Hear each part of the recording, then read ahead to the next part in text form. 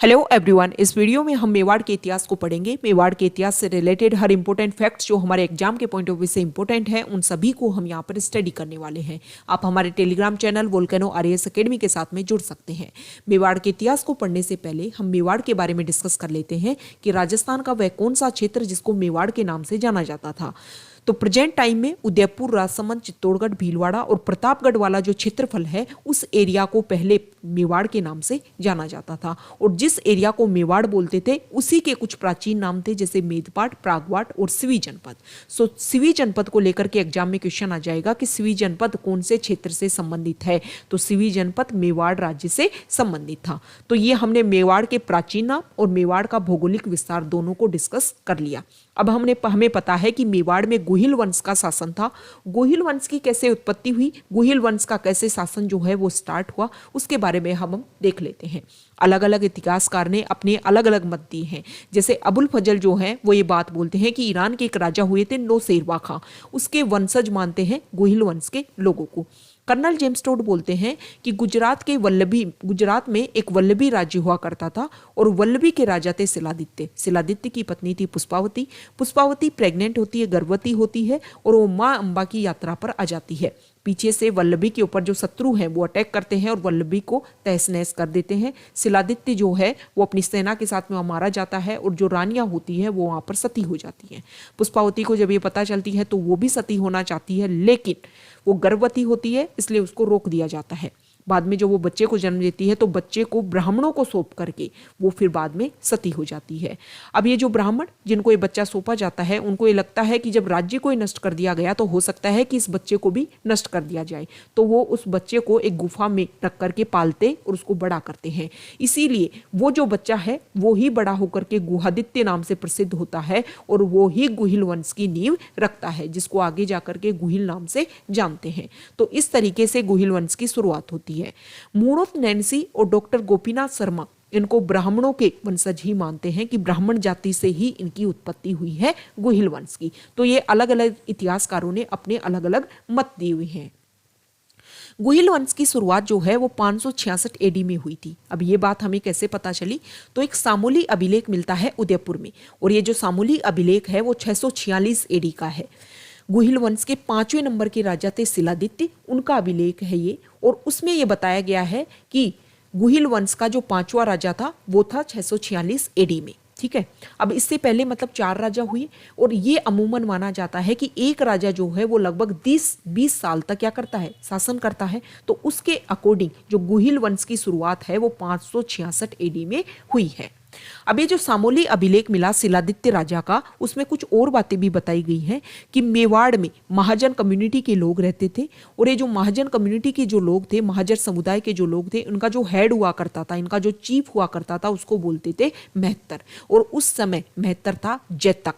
जैतक ने क्या किया था कि जैतक ने जावर माता का, अरण्यवासिनी माता का यहाँ पर मंदिर बनवाया था। और जब जैतक को लगा कि मैंने अपने जीवन के सारे जो पुण्य कर्म है वो कर लिए, तो वो देवबुक नामक एक स्थान पर जाकर के अग्नि में समा जाते हैं। ओके, तो ये सामूली अभिलेख में कुछ और इंपॉर्टेंट बात मिलते हैं। सामूली अभिलेख को लेकर के आपको ये इंपॉर्टेंट बात ध्यान में रखनी है कि गुहिल वंश की जो समय सारणी है वो किस अभिलेख से पता चलती है, तो सामूली अभिलेख से पता चलती है। अब जो गुहिल वंश है उनकी 24 शाखाओं का वर्णन किया जाता है। तो मूणोत नैन्सी और कर्नल जेम्स टोड ये बोलते हैं कि गुहिल वंश की 24 शाखाएं पाई जाती हैं जो अलग अलग एरिया में बसी हुई हैं। सबसे इंपॉर्टेंट पहला शक्तिशाली और एक बड़ा राजा गुहिल वंश में वो बप्पा रावल होता है।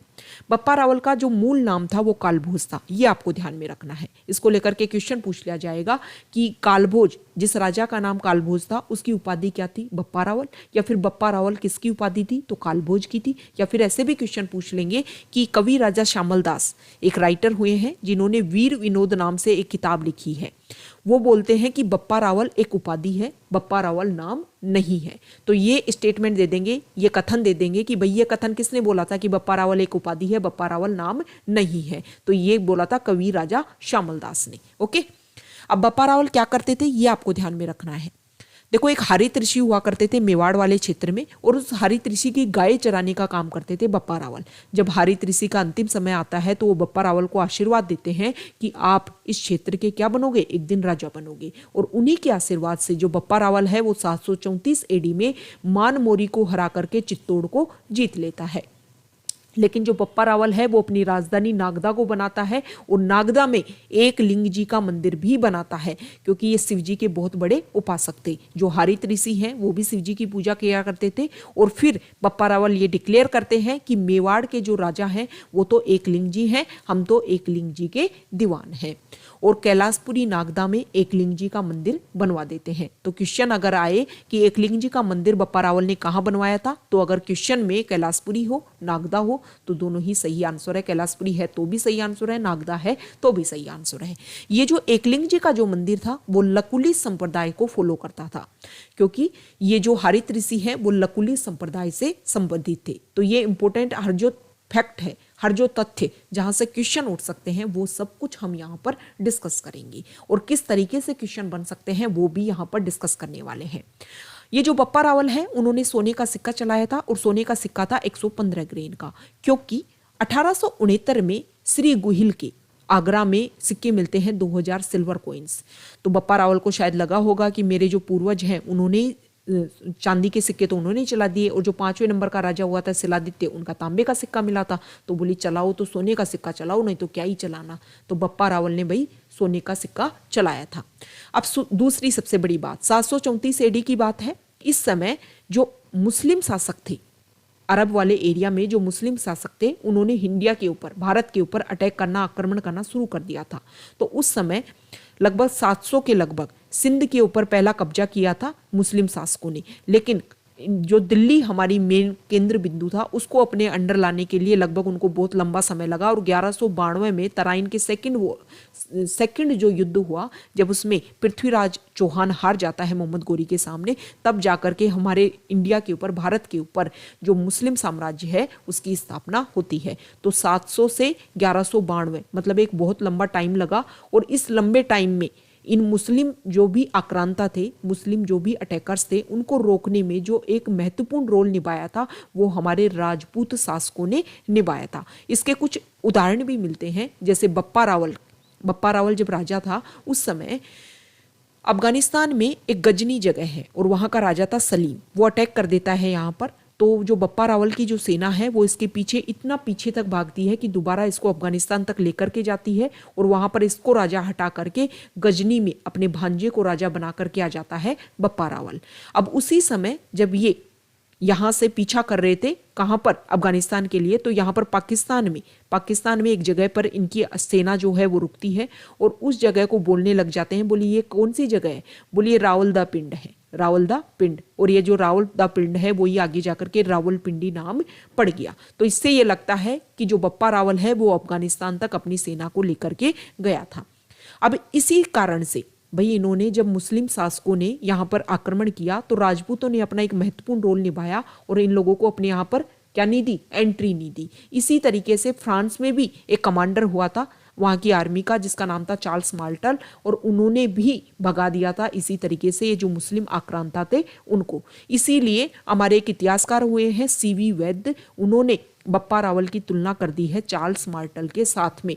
तो ये आपको ध्यान में रखना है कि किस इतिहासकार ने तुलना की थी और किसके साथ में तुलना की है बप्पा रावल की।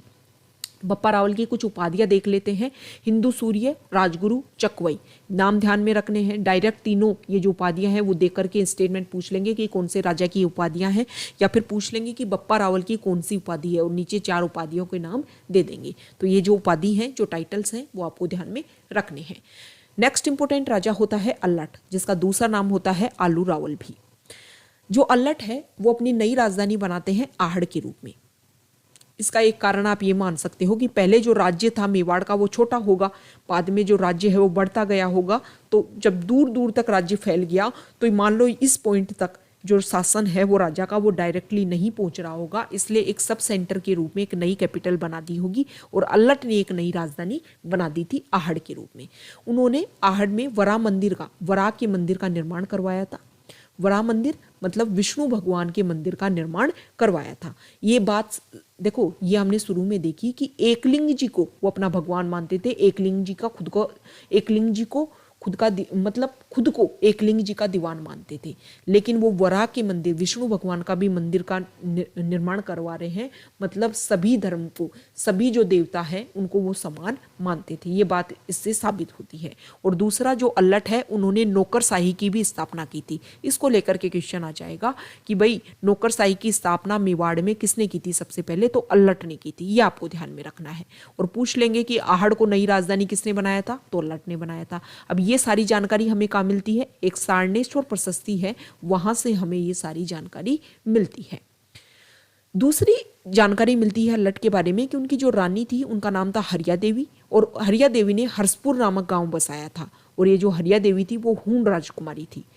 अल्लट की जो मदर थी, माता थी, उनका नाम था महालक्ष्मी, और वो राष्ट्रकूट जो वंश है उससे संबंध रखती थी। और ये जानकारी हमें मिलती है आठपुर अभिलेख से। तो ये अल्लट के बारे में हमने बेसिक फैक्ट्स देखे। अब हम चलते हैं नए राजा की तरफ, जो है जैत्र सिंह। जैत्र सिंह का शासनकाल है 1213 से 1250 ईस्वी तक।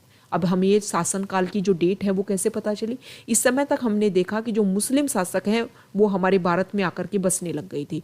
और मुस्लिम शासकों की एक स्पेशल खासियत हुआ करती थी कि वो अपने दरबार में कुछ लोग ऐसे रखते थे जो उनकी हिस्ट्री लिखा करते थे। उन्हीं बुक्स के आधार पर वो लिखी गई जो इतिहास है उसी के बेसिस पर हमारे जो राजा थे उनके समकालीन, उनकी तारीख, उनकी जो डेट है उनका पता लगाया गया है। जैत्र सिंह के समय में एक इंपॉर्टेंट युद्ध होता है और उस युद्ध का नाम होता है भूताला का युद्ध।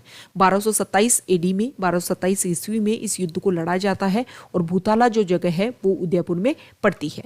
ये जो युद्ध है वो जैत्र सिंह, मेवाड़ का राजा था जैत्र सिंह, और वर्सेस था इल्तुतमिश जो दिल्ली में गुलाम वंश का शासक था। इन दोनों के बीच में युद्ध होता है और इस युद्ध में जैत्र सिंह की जीत हो जाती है। लेकिन जब इल्तुतमिश की सेना वापस जा रही होती है तो उस समय जैत्र सिंह की राजधानी होती है नागदा। तो नागदा को नष्ट करते हुए चली जाती है इल्तुतमिश की जाती हुई सेना। तो जैत्र सिंह को लगता है कि अगर समतल में इसी तरीके से हम अपनी राजधानी बना करके रखें तो कोई भी आएगा और राजधानी को नष्ट करके चला जाएगा। इसलिए उन्होंने सोचा कि राजधानी ऐसी जगह होनी चाहिए जो सेफ हो, सुरक्षित हो, जहां पर किसी भी शत्रु का पहुंचना बहुत ही आसान ना हो। इसलिए उन्होंने नई राजधानी बनाई चित्तौड़। चित्तौड़ में जो परमार वंश का शासन था उसको उन्होंने वहां पर उन राजाओं को तो हटाया और चित्तौड़ को जीत लिया। तो ये क्वेश्चन आ जाएगा कि देखो चित्तौड़ को सबसे पहले अपने अंडर किया था बप्पा रावल ने, लेकिन चित्तौड़ को राजधानी के रूप में एस्टेब्लिश किया था जैत्र सिंह ने। ये आपको ध्यान में रखना है। अब ये जो भूताला का युद्ध हुआ था इसका वर्णन किया गया है एक बुक में, और उस बुक का नाम है हमीर मद मर्दन, और ये लिखी थी जयसिंह सूरी ने। तो कोई भी पुस्तकों को लेकर के, कोई भी बुक्स को लेकर के नाम आए, उसके जो भी लेखक हैं उन सभी के नाम आपको ध्यान में होना चाहिए। इस तरीके के भी क्वेश्चन आ जाएंगे कि हमीर मदमर्दन में कौन से युद्ध का वर्णन है, तो ये भी आपको पता होना चाहिए। तो हमीर जो है यहाँ पर ये जो वर्ड है वो इल्तुतमिश के लिए यूज किया गया है कि इल्तुतमिश का मद मतलब घमंड, मर्दन मतलब मार दिया गया, कि इल्तुतमिश का जो घमंड था उसको खत्म कर दिया गया और जैत्र सिंह की इसमें जीत हो गई। जैत्र सिंह के बाद में जो महत्वपूर्ण राजा होता है वो होता है तेज सिंह। तेज सिंह का शासनकाल होता है 1250 से 1273 ईस्वी के बीच में। तेज सिंह की रानी होती है जैतल देवी, और जैतल देवी चित्तौड़ में श्याम पार्श्वनाथ मंदिर का निर्माण करवाती है। तेज सिंह के शासनकाल में ही 1260 ईस्वी में कमल चंद्र के द्वारा आहड़ में राजस्थान का पहला चित्रित ग्रंथ मतलब बनवाया जाता है, पहला चित्रित ग्रंथ। उस ग्रंथ का नाम है श्रावक प्रतिक्रमण सूत्र चूर्णी। ये इंपॉर्टेंट फैक्ट हो गया हमारे एग्जाम के पॉइंट ऑफ व्यू से, ये आपको ध्यान में रखना है। राजस्थान का प्रथम चित्रित ग्रंथ का नाम पूछ लेंगे, आपको पता होना चाहिए किसने, कौन इसका बनाने वाला था, तो कमल चंद्र था। कहाँ पर बनाया गया? आहड़ में। और उस समय राजा कौन था? तेज सिंह था, मेवाड़ में। इसके बाद में हम राजा देखते हैं रावल रतन सिंह। रावल रतन सिंह का शासनकाल होता है 1302 से 1303 ईस्वी के बीच में। रावल रतन सिंह का जब शासनकाल होता है उस समय दिल्ली का शासक होता है अलाउद्दीन खिलजी, और वो यहाँ पर आक्रमण कर देता है। आक्रमण करने के कई कारण होते हैं, जैसे कि पहला कारण था अलाउद्दीन खिलजी चाहता था कि उसका जो राज्य है वो और बड़ा हो सके, मतलब उसकी साम्राज्यवादी नीति थी। दूसरा कारण था कि चित्तौड़ की सामरिक और आर्थिक कारण। सामरिक कारण देखते हैं। अलाउद्दीन खिलजी जब दिल्ली में शासक था उस समय मंगोल बहुत ज़्यादा यहाँ पर आक्रमण करते थे। तो अलाउद्दीन खिलजी भी चाहता था, जिस तरीके से जैत्र सिंह ने चाहा कि नागदा समतल में हमारी राजधानी है, कोई भी आकर के उसको नष्ट कर देगा, और जैत्र सिंह ने इसी तरीके से चित्तौड़ को अपनी राजधानी बनाई थी। तो अलाउद्दीन भी खिलजी भी चाहता था कि भाई देखो, राजधानी जो हो वो इतनी सेफ हो कि जो एनिमी है, जो शत्रु है, वो आसानी से वहां तक ना पहुंच सके। इसलिए अलाउद्दीन खिलजी चाहता था कि चित्तौड़ से बेहतरीन राजधानी कोई नहीं हो सकती, और इसीलिए वो चित्तौड़ को अपनी राजधानी अपने अंडर करना चाहते थे। आर्थिक कारण भी थे चित्तौड़ को अपने अंडर करने की, कि देखो दिल्ली से कोई भी शासक को अगर दक्षिण की तरफ जाना है, गुजरात में जाना है या फिर जाना है मालवा में या फिर साउथ में जाना है, तो उसको गुजरना कहाँ से पड़ता था? चित्तौड़ से गुजरना पड़ता था। और जब चित्तौड़ से गुजरना पड़ता था उस राजा को, तो कुछ यहाँ पर टैक्स भी देने पड़ते थे। अब दिल्ली का शासक अलाउद्दीन खिलजी, वो माने खुद को सिकंदर सेकंड, और यहाँ पर उसको टैक्स देना पड़े, तो ये चीज़ें उसको अखरती थी। इसलिए वो चाहता था कि चित्तौड़ ही मेरे अंडर आएगा तो गुजरात भी मेरे अंडर होगा और मालवा भी मेरे अंडर होगा। मालवा में बहुत सारा प्रोडक्शन होता था ग्रेन्स का, और यहाँ पर थे पोर्ट, मतलब बंदरगाह, जिनके थ्रू अलाउद्दीन चाहता था कि मेरे जो रिलेशन है, व्यापारिक जो रिश्ते हैं वो भी बने रहें। यहाँ पर मुझे ज़्यादा से ज़्यादा जो रेवेन्यू जो है वो भी ज़्यादा, मतलब ज़्यादा से ज़्यादा टैक्स भी मैं वसूल करता रहूं, और मेरी जो दिल्ली में जो सल्तनत है वो भी बनी रही। ये कारण था। और एक कारण था कि चित्तौड़ का जो प्रभाव था वो बढ़ता जा रहा था, और अलाउद्दीन खिलजी को ये चीज़ें बर्दाश्त नहीं हो रही थी। और एक इम्पोर्टेंट कारण था रावल रतन सिंह की पत्नी रानी पद्मिनी। ये भी कारण माना जाता है। अब रानी पद्मिनी का नाम आया है, तो रानी पद्मिनी सिंगल द्वीप, जिसको प्रेजेंट टाइम में श्रीलंका, जो हमारा पड़ोसी देश है जिसके नाम से जाना जाता है, तो जो श्रीलंका था उसको पहले सिंगल द्वीप के नाम से जाना जाता था। यहाँ की राजकुमारी थी रानी पद्मिनी। उनके फादर का नाम था गंधर्व सेन और माँ थी चंपावती। अब रावल रतन सिंह के दरबार में इतनी सुंदर रानी है, ये जानकारी देता है राघव चेतन, जो पहले रावल रतन सिंह के दरबार में होता है, लेकिन बाद में रावल रतन सिंह राघव चेतन को निकाल देता है। राघव चेतन जाकर के अलाउद्दीन खिलजी को बता देता है कि इतनी सुंदर रानी है, और ये सारे कारण मिल करके होते हैं, और उसके कारण से अलाउद्दीन खिलजी अटैक कर देता है, आक्रमण कर देता है मेवाड़ के ऊपर, चित्तौड़ के ऊपर। अब परिणाम क्या होता है? परिणाम ये होता है कि यहाँ पर पहला साका हो जाता है, चित्तौड़ का पहला साका हो जाता है। तारीख याद रखनी है, 25 अगस्त 1303 को। अब देखो, ऐसी परिस्थितियों में जब युद्ध होता है उसको बोलते हैं साका, कि जब कोई भी काम वो नहीं है, अब कोई ऑप्शन ही नहीं बचा, तो युद्ध करना ही पड़ेगा। तो इस तरीके में जो युद्ध होता है उसको बोलते हैं साका। साका में 2 चरण होते हैं। पहला चरण होता है जोहर और दूसरा चरण होता है केसरिया। दोनों को मिलकर के बोला जाता है साका, ये आपको ध्यान में रखना है। तो रानी पद्मिनी और अन्य जो 1600 रानियां थी उन्होंने मिलकर के जोहर किया, और रावल रतन सिंह और उनके साथ में थे गोरा और बादल, ये रानी पद्मिनी के भाई और भतीजे थे। इन सब ने मिलकर के, और अन्य जो उनकी जो आर्मी थी उन सब ने मिलकर के केसरिया किया। केसरिया वस्त्र धारण करते हैं, एक ही टारगेट लेकर के चलते हैं कि ज़्यादा से ज़्यादा जो शत्रु के आर्मी है उसको खत्म करना है और खुद को शहीद कर देना है। अलाउद्दीन खिलजी को जब ये पता चला कि पद्मिनी ने तो जोहर कर लिया, तो 30,000 जो अन्य लोग थे, जैसे किसान थे, जो नॉर्मल यहाँ के राज्य में रहते थे चित्तौड़ में, उन सभी को निकलवा करके मार दिया गया। मतलब एक बहुत बड़ा नरसंहार यहाँ पर हुआ। और उसके बाद में चित्तौड़ को उन्होंने, अलाउद्दीन खिलजी ने अपने बेटे खिज्र खां को सौंप दिया, और इस जगह का नाम, चित्तौड़ का नाम कर दिया खिजराबाद। अब ये कहाँ से बात पता चलती है कि नाम खिजराबाद कर दिया? तो 2वीं पीर दरगाह अभिलेख है 1325 AD का, उसमें ये बात बताई गई है। अब खिज्र खां यहाँ पर लगभग 1312 AD तक रहा। खिज्र खां ने गंभीरी नदी के ऊपर पुल बना दिया। गंभीरी नदी के किनारे पर ही जो चित्तौड़ का किला स्थित है, ये आपको ध्यान में रखना है। दूसरा, उन्होंने एक मकबरा बनवाया, और मकबरे में फारसी शिलालेख में कुछ लिखवाया। उन्होंने बोला कि मैं खिज्र खां, बोले आप मेरे को तो क्या ही जानते होंगे, पर आप मेरे पापा को जानते होंगे। मेरे फादर अलाउद्दीन खिलजी, जिनको आप सिकंदर सेकंड बोल सकते हो, वो भगवान की छाया है, इस संसार के संरक्षक हैं। तो ये सारी बातें वहां पर पता चलती हैं। अब 1312 AD तक तो खिज्र खां यहाँ पर रहता है। उसके बाद में चित्तौड़ का जो शासन है वो मालदेव सोनगरा को सौंप दिया जाता है, जिसको मूछाड़ा मालदेव के नाम से भी जानते हैं। ये मालदेव सोनगरा कौन है? 1303 में जैसे अलाउद्दीन खिलजी ने चित्तौड़ के ऊपर आक्रमण किया था, उसी तरीके से 1311 में जालोर के ऊपर आक्रमण किया था। वहाँ के राजा थे कानड़दे, सोनगरा और उसके बेटे थे वीरमदेव सोनगरा। ये दोनों तो शहीद हो जाते हैं। जो मालदेव सोनगरा है वो बार बार अटैक करते रहते हैं, किसके ऊपर? अलाउद्दीन खिलजी के ऊपर, कि भैया आपने हमारा जालोर छीन लिया। तो अलाउद्दीन खिलजी बोलता है कि आपको जालोर तो दिया नहीं जा सकता, चलो आप चित्तौड़ संभाल लो।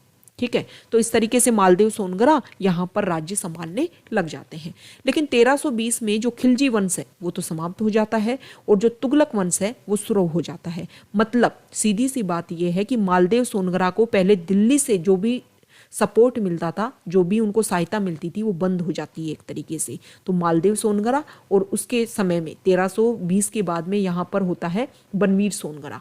बनवीर सोनगरा जो है वो एक तरीके से कमजोर हो जाता है। ठीक है, अब ये जो हमने रावल रतन सिंह के बारे में जो भी पढ़ा, पद्मिनी उनकी रानी थी, ये सारी बातें हमें कहाँ पता चलती है कि पहला साका हुआ था। ये कुछ पुस्तक हैं, कुछ बुक्स हैं, उनके नाम हैं जो हमारे एग्जाम के पॉइंट ऑफ व्यू से इंपॉर्टेंट हो जाती हैं।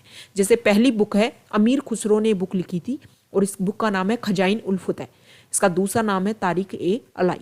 सेम इसी तरीके से मलिक मोहम्मद जायसी के द्वारा 1540 एडी में, 1303 में साका होता है और 1540 में ये बुक लिखी गई थी मलिक मोहम्मद जायसी के द्वारा, जो शेरशाह सूरी के समकालीन थे और यूपी में जो जौनपुर जगह है वहां से आते थे। वो एक कवि थे और उन्होंने पद्मावत नामक की किताब लिखी थी और अवधी भाषा में लिखी थी। ये सारे के सारे जो तथ्य हैं वो एग्जाम के पॉइंट ऑफ व्यू से इंपॉर्टेंट हो जाते हैं। आपको सबसे इंपॉर्टेंट बात तो ये ध्यान रखनी है कि रावल साका का अंतिम शासक था रावल रतन सिंह। अब यहाँ पर रावल साका का कोई राजा नहीं बचता है। रावल रतन सिंह का जो छोटा भाई है कुंभकर्ण, वो नेपाल की तरफ चला जाता है और वहां पर शाह जो वंश है उसको शुरुआत कर देता है। 2007 तक ये शाह वंश वहां पर रूल करता है। 2007 के बाद में नेपाल में डेमोक्रेसी आती है। अब इसके बाद में हम देखेंगे राणा हम्मीर सिंह सिसोदिया, जिनका टाइम पीरियड है 1326 से 1364 तक, शायद 1364 तक। ठीक है, ये आपको ध्यान में रखना है। अब देखो, पहले हमने देखा राजा रावल, बाद में हम राजा देख रहे हैं राणा। कारण क्या है? दोनों के दोनों जो हैं वो गुहिल वंश से ही बिलोंग करते हैं, गुहिल वंश से ही संबंध रखते हैं। फिर दोनों में अंतर क्यों? इस अंतर को आप ऐसे समझो। गुहिल वंश की शुरुआत हुई, गुहिल राजा होता है, बप्पा रावल होता है, अल्लट होता है, जैत्र सिंह होता है। सेम उसी तरीके से आगे आगे जब राजा बनते जाते हैं तो एक रणसिंह राजा आता है।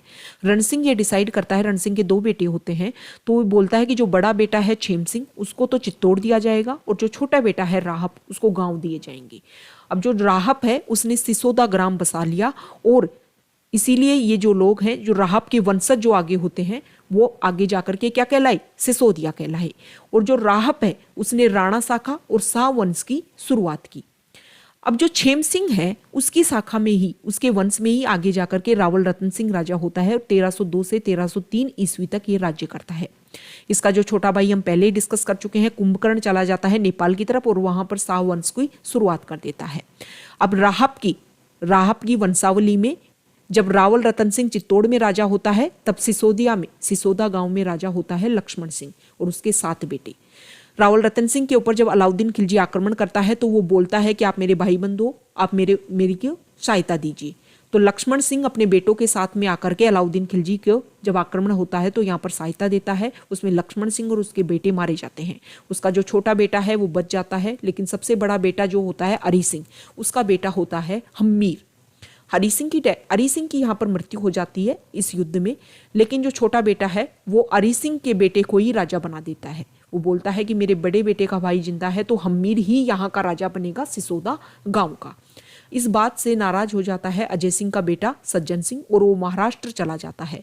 और महाराष्ट्र में आने वाले टाइम में जब शिवाजी राजा बनता है ना, वो तो एक तरीके से जो शिवाजी जो है वो गुहिल वंश का ही वंशज है। ये आपको ध्यान में रखना है। अब हम्मीर सिसोदा गांव का राजा बन जाता है। अब हम्मीर को पता चलता है कि भाई हमारे जो पूर्वज थे वो एक ही थे, मतलब चित्तौड़ के जो लोग हैं और हम जो लोग हैं वो एक ही है। वो देखता है कि चित्तौड़ में इस समय है बनवीर सोनगरा और हमने देखा कि 1320 में खत्म हो गया खिलजी वंश। तो दिल्ली से यहाँ पर जो सहायता मिलती थी चित्तौड़ को वो खत्म हो गई तो ये लोग कमजोर हो गए। इस बात का फायदा उठा लिया हम्मीर ने और हम्मीर ने यहाँ पर आक्रमण कर दिया और आक्रमण करके चित्तौड़ को अपने अंडर कर लिया।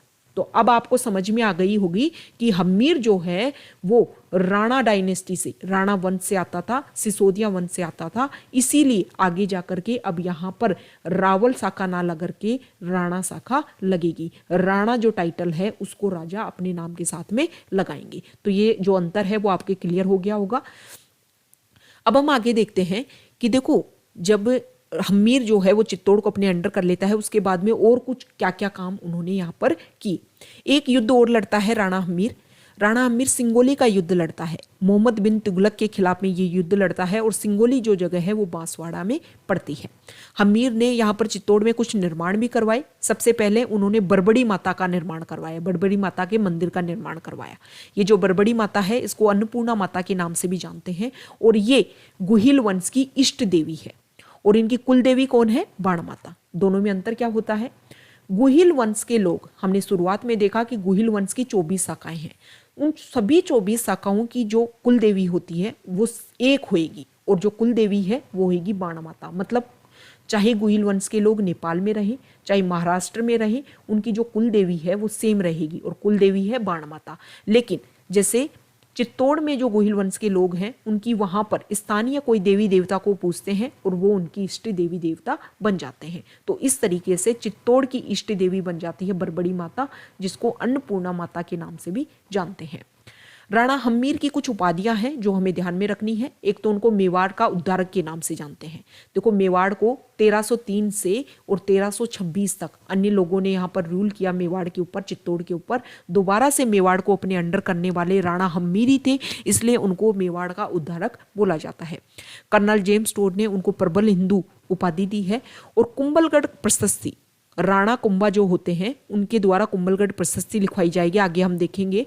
और उसमें राणा हम्मीर के लिए विषम घाटी पंचानन वर्ड यूज किया गया है। तो आपको यह भी ध्यान में रखना है कि विषम घाटी पंचानन का वर्णन कहां पर किया गया है? कुंभलगढ़ प्रशस्ति में किया गया है। मेवाड़ के गुहिल वंश का नेक्स्ट इंपोर्टेंट राजा राणा लाखा सिंह। राणा लाखा सिंह का रूलिंग टाइम 1382 से 1421 ईस्वी के बीच में होता है। राणा लाखा के शासन काल में मेवाड़ में कुछ इंपोर्टेंट चीजें होती है जिनको एक एक करके हम डिस्कस कर लेते हैं। सबसे पहले राणा लाखा के शासन काल में चांदी का उत्पादन जावर की खानों से स्टार्ट हो जाता है। तो इसको लेकर के क्वेश्चन आ जाएगा कि मेवाड़ के कौन से राजा के शासन काल में जावर से चांदी का उत्पादन स्टार्ट हो चुका था? तो इसका आंसर आएगा राणा लाखा सिंह।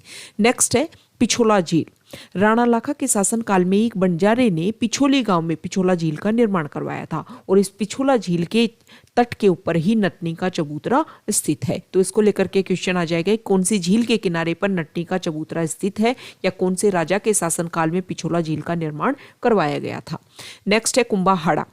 कुंभाहाड़ा की इतिहास को जानने के लिए पहले आप थोड़ी सी बैकग्राउंड में हम देखेंगे। राणा लाखा की शादी होती है बूंदी की एक राजकुमारी के साथ में।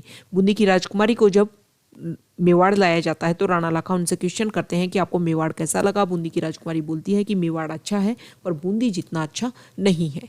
तो राणा लाखा प्रतिज्ञा कर लेते हैं कि हम जाकर के बूंदी को जीत करके आएंगे और बूंदी को मेवाड़ के अंडर रखेंगे, अधिकार में रखेंगे।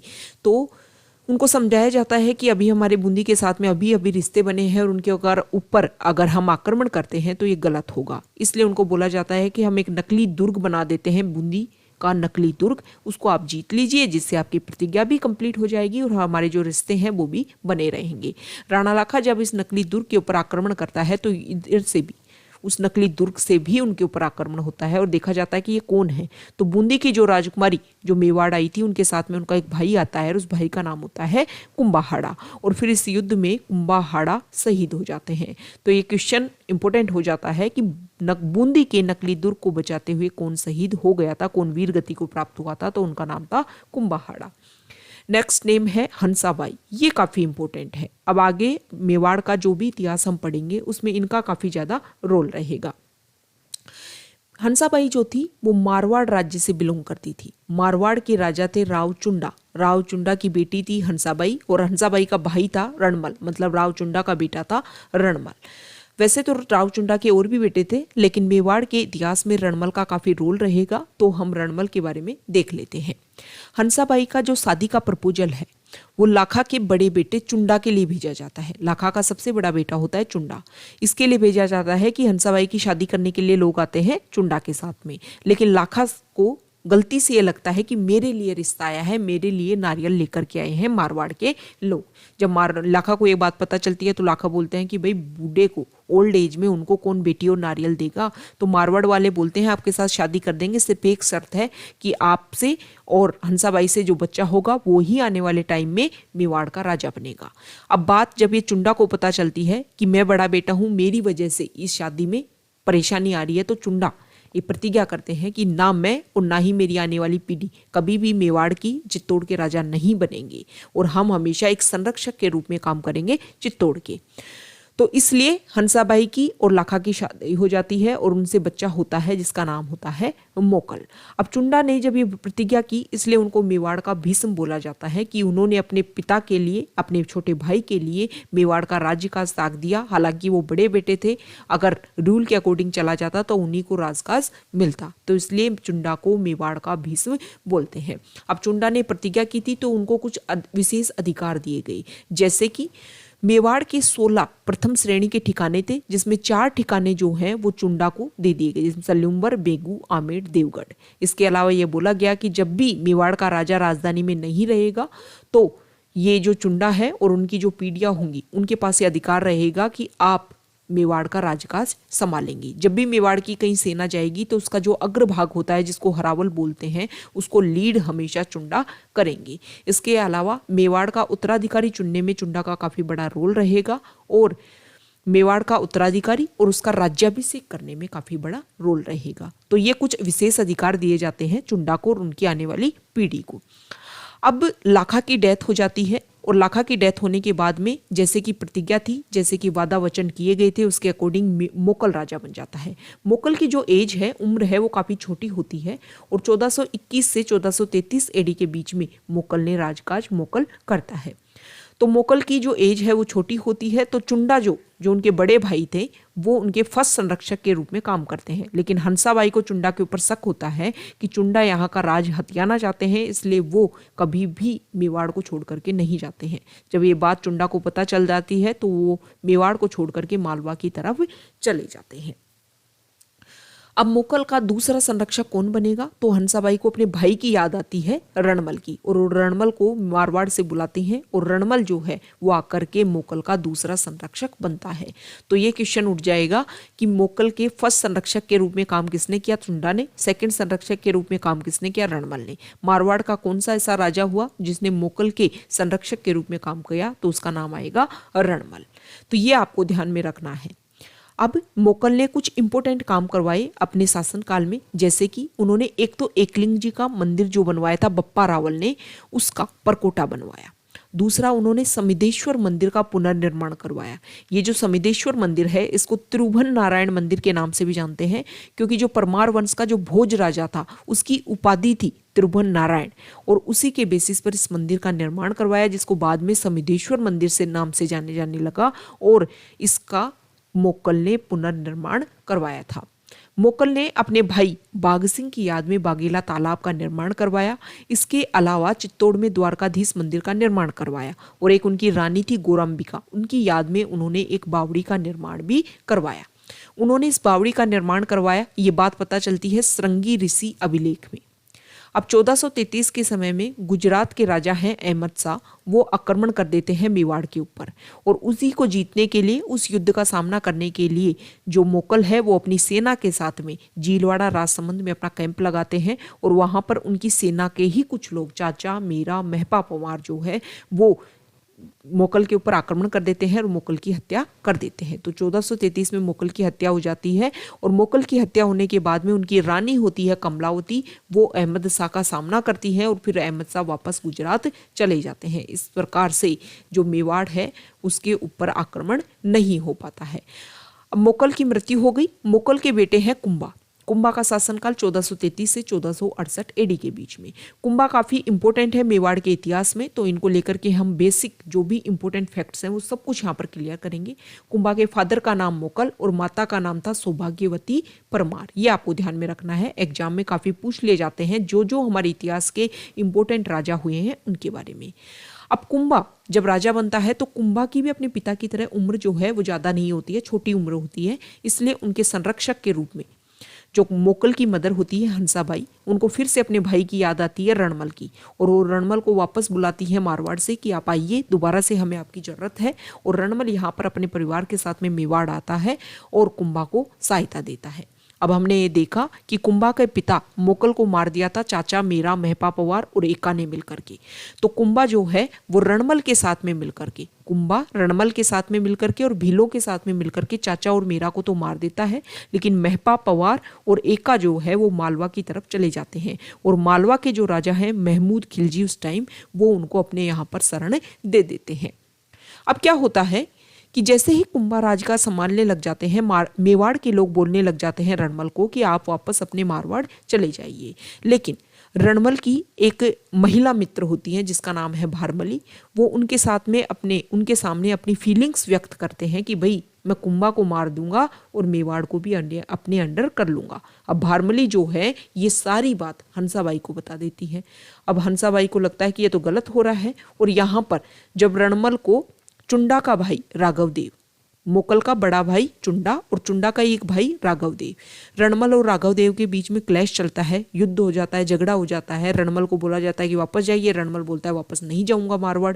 तो रणमल जो है वो राघवदेव को मार देता है, जिससे हंसाबाई का जो और ज्यादा भारमली की कही हुई बातों पर विश्वास होने लग जाता है और फिर हंसाबाई को दोबारा से याद आते हैं चुंडा जी। वो चुंडा जी को बोलते हैं कि आप आइए और दोबारा से अपना जो मेवाड़ है वो संकट में है और इसको संभालिए। चुंडा जी वापस आते हैं और फिर भारमली के साथ में मिल करके रणमल को मार दिया जाता है चुंडा के द्वारा। और जब रणमल का बेटा होता है यहाँ पर मेवाड़ में ही, क्योंकि हमने ये शुरुआत में देखा कि रणमल अपने पूरे परिवार के साथ में मेवाड़ आ जाता है, तो राव जोधा उनका बेटा होता है। जब राव जोधा को ये पता चलता है कि मेरे पिता को मार दिया गया तो वो अपने साथियों के साथ में यहाँ से भाग जाता है और बीकानेर में काहुनी नामक जो जगह है, गाँव है, वहाँ पर जा करके शरण लेता है। उस समय मारवाड़ की जो राजधानी थी मंडोर, उसको भी जो चुंडा है या फिर कुंभा आप बोल सकते हो अपने अंडर कर लेता है। बहुत लंबे समय तक मेवाड़ और मारवाड़ के बीच में युद्ध चलता रहता है और फिर 1453 में आवड़ बावड़ की संधि हो जाती है। तो ये आपको ध्यान में रखना है कि आवड़ बावड़ की संधि किसके बीच में होती है, तो मेवाड़ की तरफ से कुंभा होता है और मारवाड़ की तरफ से होता है राव जोधा, दोनों के बीच में आवड़ बावड़ की संधि हो जाती है। दूसरा हम देखते हैं कि कुंभा के टाइम में हमने देखा चाचा और मेरा, महपा पवार और एका, जिन्होंने मिल करके मोकल को मारा था और मोकल थे कुंभा के पिता। तो चाचा और मेरा को तो मार दिया था कुंभा ने, और महपा पवार और एका चले जाते हैं मालवा की तरफ। अब कुंभा बोलते हैं मालवा के राजा को कि इनको मुझे सौंप दो क्योंकि इन्होंने मेरे पिता की हत्या की है। तो जो कहाँ के राजा, मालवा के राजा महमूद खिलजी मना कर देते हैं कि मेरी शरण में मैं आपको नहीं सौंपूंगा। तो फिर इसी बात के ऊपर कुंभा के और महमूद खिलजी के बीच में, जो मालवा का राजा है उसके बीच में सारंगपुर का युद्ध हो जाता है 1437 AD में। इस युद्ध में जीत होती है कुंभा की और कुंभा इस जीत के उपलक्ष्य में ही यहाँ पर विजय स्तंभ का निर्माण करवा देता है चित्तौड़ में। ये जो विजय स्तंभ है इसके बारे में आप बेसिक फैक्ट हम याद करेंगे यहाँ पर, क्योंकि हमारे एग्जाम में डायरेक्ट यहाँ से क्वेश्चन उठते हैं। जो विजय स्तंभ है, सबसे इंपॉर्टेंट बात, ये 9 मंजिला है। 9 मंजिला है, 122 फीट ऊंचा है, 30 फीट चौड़ा है। विजय स्तंभ में विष्णु भगवान की बहुत बड़ी मूर्ति लगी हुई है, इसलिए इसको विष्णु ध्वज नाम से, विष्णु की सवारी होती है गरुड़, इसलिए इसको गरुड़ ध्वज के नाम से भी, मतलब ये इसके अदर नेम है, दूसरे नाम है। मूर्तियों का अजायब घर के नाम से जानते हैं, एनसाइक्लोपीडिया ऑफ इंडियन स्कल्पचर के नाम से भी जानते हैं विजय स्तंभ को। जो विजय स्तंभ के आर्किटेक्ट हैं उनका नाम है जैता, नापा, पोमा और पूंजा, और इनके नाम, ये 9 मंजिला है विजय स्तंभ, इसकी 5वीं मंजिल के ऊपर इनके आर्किटेक्ट के नाम लिखे हुए हैं। एक बार विजय स्तंभ के ऊपर बिजली गिर गई थी, आकाशीय बिजली, जिसकी वजह से खंडित हो गया था, इसलिए इसका पुनर्निर्माण करवाया था मेवाड़ के राजा स्वरूप सिंह ने। यह आपको ध्यान में रखना है। 9 मंजिला है, इसकी जो तीसरी मंजिल है उसके ऊपर अल्लाह शब्द लिखा हुआ है 9 बार अरबी भाषा में। ये ध्यान रखने, सारे के सारे फैक्ट्स एग्जाम के पॉइंट ऑफ व्यू से काफी इंपॉर्टेंट हो जाते हैं। अब हमने देखा कि 9 मंजिला है, सभी मंजिलों के ऊपर जो मूर्तियां हैं वो लगी हुई है, इसीलिए तो विजय स्तंभ को मूर्तियों का अजायब घर कहते हैं ना। लेकिन 8वीं मंजिल ऐसी है जहां पर कोई भी मूर्ति नहीं है। ये जो विजय स्तंभ है इसकी प्रशस्ति भी है। प्रशस्ति में क्या अंतर होता है और अभिलेख में क्या अंतर होता है? पत्थर के ऊपर दोनों चीज लिखाई होती है, लेकिन जब किसी शासन के ऊपर, किसी वंश के ऊपर कोई बात लिखी हो तो उसको तो आप बोल सकते हो अभिलेख, लेकिन किसी राजा स्पेशल के ऊपर कोई चीज लिखी हुई हो तो उसको बोलते हैं प्रशस्ति। तो ये जो विजय प्रशस्ति है, विजय स्तंभ प्रशस्ति, इसको लिखा था अत्रि और महेश ने। अत्रि मुख्य और इसका बेटे हैं महेश। अब कर्नल जेम्स टोड ने विजय स्तंभ की तुलना की है कुतुब मीनार से, फर्ग्यूसन ने तुलना की है रोम के टार्जन टावर से। ये जो विजय स्तंभ है इसको प्रतीक के रूप में भी यूज किया जाता है, जैसे राजस्थान पुलिस में इसको राजस्थान पुलिस में जो भी कैंडिडेट शामिल होते हैं उनके जो बैज लगे होते हैं कंधे पर, वहां पर इसको प्रतीक के रूप में यूज किया जाता है। राजस्थान बोर्ड की जो किताबें हैं उसमें इसको प्रतीक के रूप में यूज किया जाता है। और अभिनव भारत एक क्रांतिकारी संगठन बनाया गया था वीर सावरकर के द्वारा, उसमें भी इसको एक प्रतीक के रूप में यूज किया गया है। इसके अलावा राजस्थान में बिल्डिंग के ऊपर पहला जो डाक टिकट जारी हुई वो विजय स्तंभ के ऊपर ही जारी हुई थी। तो ये हमने विजय स्तंभ के बारे में देखा। अब हम देख लेते हैं और आस पड़ोस के कुंभा के राजा जिनके साथ में कुंभा के कैसे रिश्ते थे। नागौर में एक राजा था फिरोज खां, उसकी मृत्यु हो जाती है और उसके बाद में उसका बेटा राजा बन जाता है। लेकिन फिरोज खां का भाई जो मुजाहिद खां है वो भी राजा बनना चाहता है, लेकिन जो शम्स खां है फिरोज खां का बेटा वो कुंभा की शरण में आ जाता है।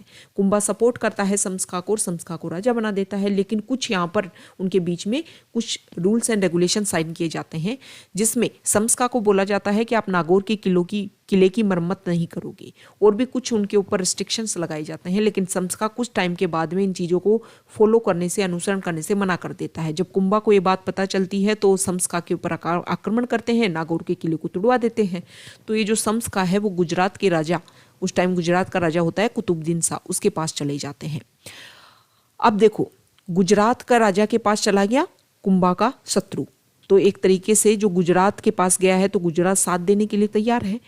इस तरफ हम देख चुके हैं कि मालवा के साथ में भी कुंभा के रिश्ते हैं, बिगड़े हुए हैं। तो गुजरात और मालवा दोनों के राजा जो हैं वो एक संधि कर लेते हैं 1456 AD में, जिसका नाम है चंपानेर की संधि। और दोनों का एक ही टारगेट होता है कि कुंभा को हराया जाए।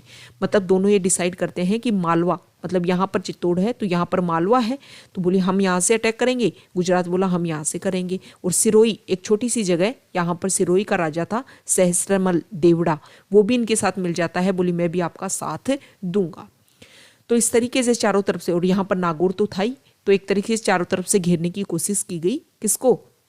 कुंभा को। चंपानेर की संधि में गुजरात और मालवा, इनमें ये दो मेजर राज्य थे, तो इनका नाम सामने आता है। 1456 में ये संधि हुई। टारगेट था कि कुंभा को हराया जाए। इसी को लेकर के 1457 AD में बदनौर भीलवाड़ा में एक युद्ध होता है और उसमें भी कुंभा की जीत हो जाती है। उसके बाद में जो कुंभा है वो सिरोही के राजा सहस्त्रमल देवड़ा को भी हरा देता है। इसका मतलब ये है कि कुंभा ने अपने टाइम में जितने भी युद्ध लड़े उनमें ज़्यादातर में उनको जीत मिली थी। अब कुंभा के बारे में कुछ उन्होंने यहाँ पर क्या क्या निर्माण कार्य करवाए मेवाड़ में, ये हम देख लेते हैं। सबसे पहले हम देखते हैं कि वीर विनोद एक बुक है, उसके रचयिता हैं कवि राजा श्यामल दास। वो बोलते हैं कि मेवाड़ में 84 किले हैं, जिसमें से 32 किलों का निर्माण कुंभा ने करवाया था। जिसमें फर्स्ट है कुंभलगढ़ दुर्ग। कुंभलगढ़ दुर्ग जो है वो मेवाड़ की, कुंभलगढ़ जो है वो मेवाड़ की आपातकालीन राजधानी है। जब भी मेवाड़ को जरूरत पड़ी तब कुंभलगढ़ ने अपना रोल प्ले किया। कुंभलगढ़ दुर्ग में सबसे ऊंचा जो महल है उसको बोलते हैं कटारगढ़, और इसको मेवाड़ की आंख भी बोलते हैं, क्योंकि यहाँ पर कुंभा बैठ करके पूरे मेवाड़ के ऊपर अपनी नजरें रखता था। कुंभलगढ़ जो प्रशस्ति है उसको लिखा है महेश ने, अत्रि के बेटे महेश ने। और ये जो कुंभलगढ़ प्रशस्ति है इसी में कुंभा की दानवीरता के बारे में बताया गया है। और राणा हम्मीर जिसने मेवाड़ में राणा शाखा को स्थापित किया था, उसके लिए विषम घाटी पंचानन जो शब्द है उसका भी यूज किया गया है। तो इसके लेकर के क्वेश्चन आ जाएगा कि कौन सी प्रशस्ति में विषम घाटी पंचानन के बारे में लिखा गया है, तो कुंभलगढ़ प्रशस्ति में। ये जो कुंभलगढ़ दुर्ग है वो मेवाड़ और मारवाड़ की सीमा पर स्थित है। नेक्स्ट हम देख लेते हैं, उन्होंने सिरोही में 2 दुर्ग बनाए, जिसमें पहला दुर्ग है मचान दुर्ग जो मेरों पर नियंत्रण करने के लिए, और दूसरा दुर्ग है बसंतगढ़ दुर्ग। इसके अलावा सिरोही में एक दुर्ग का उन्होंने पुनर्निर्माण करवाया था। तो ये क्वेश्चन आ जाएगा कि कौन से किले का पुनर्निर्माण करवाया था कुंभा ने, तो अचलगढ़ दुर्ग का पुनर्निर्माण करवाया था। नेक्स्ट उन्होंने उदयपुर में एक दुर्ग बनाया भूमठ दुर्ग, भीलों पर नियंत्रण करने के लिए। तो ये कुछ उन्होंने किलों का निर्माण करवाया, ये आपको ध्यान में रखने हैं। कुछ उन्होंने मंदिर का निर्माण करवाया, टेम्पल का निर्माण करवाया। तो पहला है कुंभ स्वामी मंदिर, 3 जगह बनवाई, चित्तौड़ में, कुंभलगढ़ में और अचलगढ़ में, ये ध्यान में रखना है। नेक्स्ट बनवाया श्रृंगार चंवरी मंदिर, ये वेलाक ने बनवाया था, शांतिनाथ मंदिर के नाम से भी इसको जानते हैं। नेक्स्ट है रणकपुर के जैन मंदिर जिसको धर्णक सा एक जैन सेठ हुए धर्णकसा, उन्होंने इसका निर्माण करवाया था। और रणकपुर के जैन मंदिर में सबसे इम्पोर्टेंट जो मंदिर है वो है चौमुखा मंदिर। इस चौमुखा मंदिर में आदिनाथ जी की मूर्ति रखी हुई है और किसी भी कोने से 1444 यहाँ पर पिलर हैं और किसी भी कोने से आप मूर्ति को देखोगे तो कोई भी पिलर आपके बीच में नहीं आएगा। तो देखो यहाँ पर क्या शानदार तरीके से यहाँ पर जो इंफ्रास्ट्रक्चर है उसको बनाया गया है।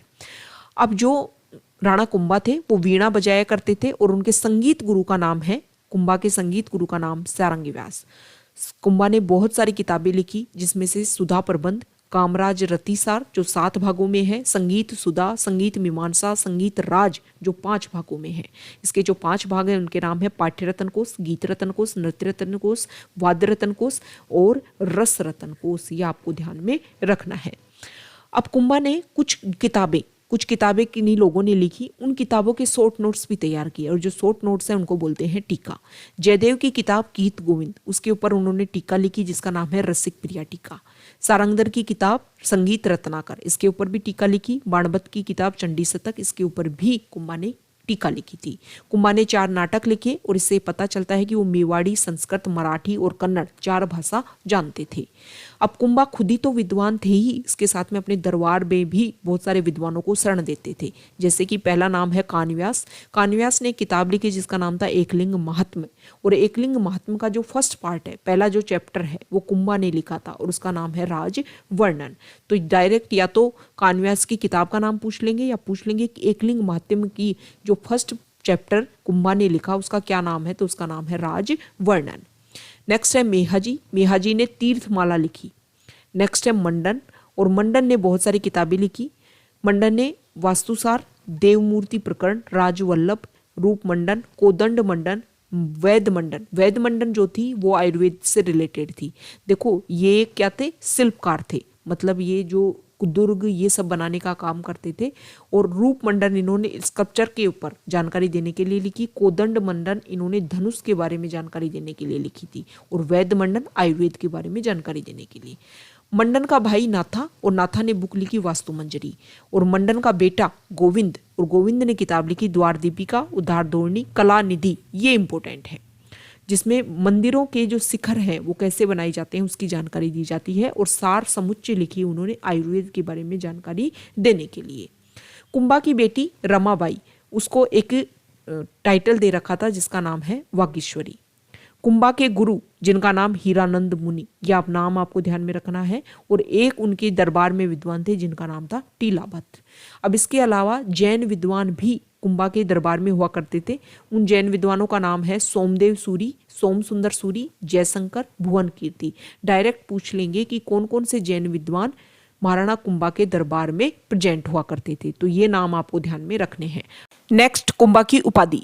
फर्स्ट उपाधि है हिंदू सुल्तान, सेकंड अभिनव भट्टाचार्य। बहुत सारे संगीत ग्रंथों के रचयिता होने के कारण उनको अभिनव भट्टाचार्य उपाधि दी गई थी। नेक्स्ट राणा रासो, हालगुरु, हालगुरु उपाधि पहाड़ी दुर्गों का विजेता होने के कारण। चापगुरु उपाधि, वो बहुत अच्छे आर्चर थे। आदिवरा और भागवत उपाधि इसलिए क्योंकि विष्णु भगवान के बहुत बड़े भक्त थे। कुंभा की हत्या उन्हीं का बेटा उदा कर देता है। जब दूसरे बेटे कुंभा के दूसरे बेटे राणा रायमल को ये बात पता चलती है तो उदा और रायमल के बीच में एक युद्ध होता है जिसको बोलते हैं दाड़िमपुर का युद्ध। इस युद्ध में रायमल की जीत होती है। जो उदा है वो मालवा की तरफ चल जाता है। मालवा में वहां पर आकाशीय बिजली उदा के ऊपर गिर जाती है और वहीं पर उदा की मृत्यु हो जाती है। राणा रायमल का रूलिंग टाइम होता है, शासन टाइम होता है 1473 से 1509 एडी के बीच में। कुछ इंपोर्टेंट निर्माण कार्य होते हैं राणा रायमल के समय में। एक तो एकलिंग जी का जो वर्तमान में स्वरूप हमें दिखता है एकलिंग जी मंदिर का, उसी का निर्माण करवाया था, उसी को बनवाया था राणा रायमल ने। एकलिंग जी का मंदिर वैसे बप्पा रावल ने बनवाया और एकलिंग जी के परकोटे का निर्माण करवाया था मोकल ने। चित्तौड़ में अद्भुत जी का मंदिर भी निर्माण करवाते हैं राणा रायमल।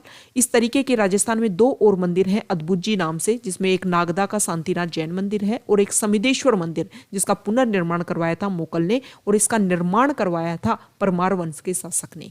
इस समिदेश्वर मंदिर को त्रिभुवन नारायण मंदिर के नाम से भी जानते हैं।